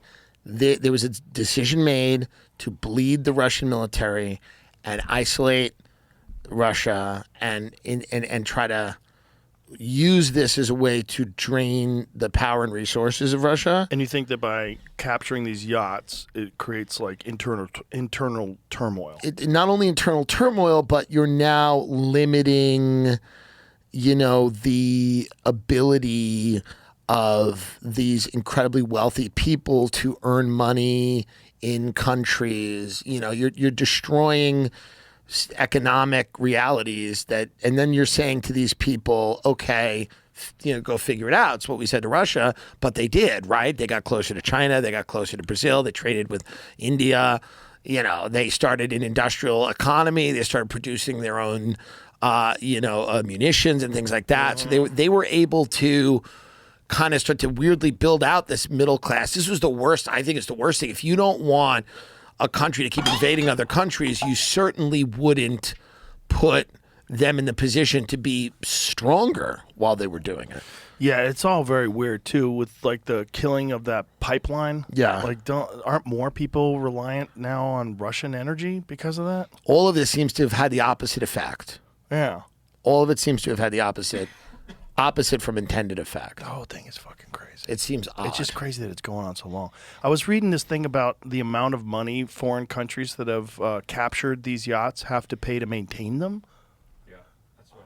Why do they have to maintain them? Why can't they just let them sink? Well, because if you let it go, then you can't sell it, and you can't use it. You can't use that money. Right. So they're definitely selling them. That's what one of them says. That the money for one would have gone to Ukraine right here. Okay, seizure Can you get came deals? as That's the Washington question. ramped up sanction enforcement against people close to the Russian president, pressure Moscow to halt its war against Ukraine. So how many more? This one got sanctioned because the guy apparently paid $1 million to keep it maintained, and they caught him for doing that. So now he lost his boat. That was in San Diego. Jesus I mean, Christ. this is insane. Jesus Christ. We should He give them. violated U.S. sanctions by making more than $1 million in maintenance payments. We should have a day where if the Russia-Ukraine wars ended, we give all the oligarchs back their boats and they do like a regatta, like a thing where they all, with their boats down in Florida or Palm Beach, and they all just are reunited with their boats. Look at this. Seized It's a beautiful yacht boat. costs $7 million a year to maintain. That one was being held in Fiji, so the U.S. took it over because Fiji couldn't afford Look how to pretty take it care is. of It's a money pit. How much can you get it for right now? Well, that's the question. $300 million. That's tough. Listen, That's a tough one. maybe if this YouTube thing really takes off. $600K a month to maintain. That's a tough one. Whoa. It said it's been excessive, justifying an auction. They also said talks to have, how do you say his name? Kudainatov pay for the yacht's upkeep have broken down. Yeah, why would he pay for the upkeep when you're going to fucking steal it from him anyway?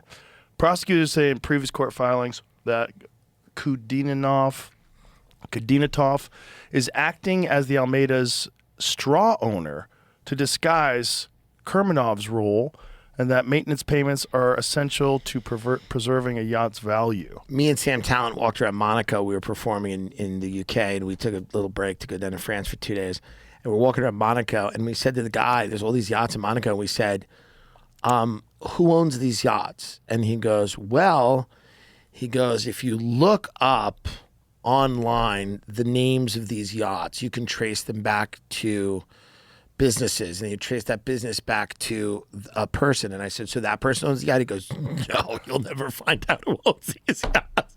He goes, no, there's absolutely. He goes, good luck with that. Yeah, it's He goes, shell. it's very hard to find out who owns the yachts. And he goes, even if you think you know, you may not know, or it might be more complicated than you think. There it is. There's Monaco. Wow. They like a super yacht. I mean, it's just such an interesting, just a haven of international crime. So how many people Just have something that fun kind of about money? it. That's what's crazy. Is like these are all $300 million houses It's a that are on haven. wheels. This is a or haven on the water. Yeah, this is a haven of international criminality. And look how close they park to each other. Just no income tax, no property tax. Yeah. Fun.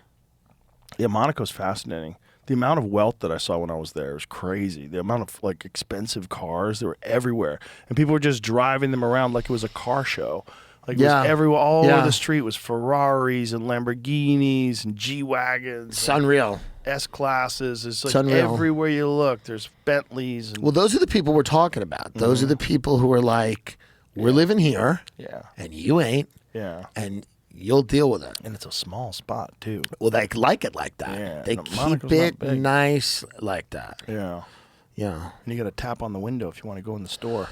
That might be where I do my podcast from eventually. You might have to. Just go to Monaco. Might be the only place. I just flee. Where it doesn't get censored. Just flee. And just live on a tiny boat, like a tugboat. The end is not good. It would have been really rough if Kamala won. They would have clamped down on you and me. Yeah. And everybody like us, I think. It would have been a fun jail, though. Would have been our own El Salvador in jail. I don't think they would have put us yeah, together. probably. But all the tech people would have magically became Democrats. Google again. Maps, you can just see a couple of these are just gigantic compared to some of the other ones. Yeah. Look at this. By the way, you know what's funny? The regular ones are also massively big. They're huge. But the That's guys how with big the regular these are. ones are really jealous of the guy with the super Oh, of big one. course. That's what's crazy. They're all keeping up with the Joneses, and they're all fueling AI to take over. Yeah. Well, I think we figured it all out. We Tim. did. I appreciate you always having me here to figure it out. I appreciate you Thank always you. being here. Of course. Anytime. Thank you, brother. My pleasure. I'm Your Mother. On Netflix. On Netflix right now. It's Yes. awesome. You're the best. Thank Appreciate you. you very much. Appreciate you. All right. Bye, everybody.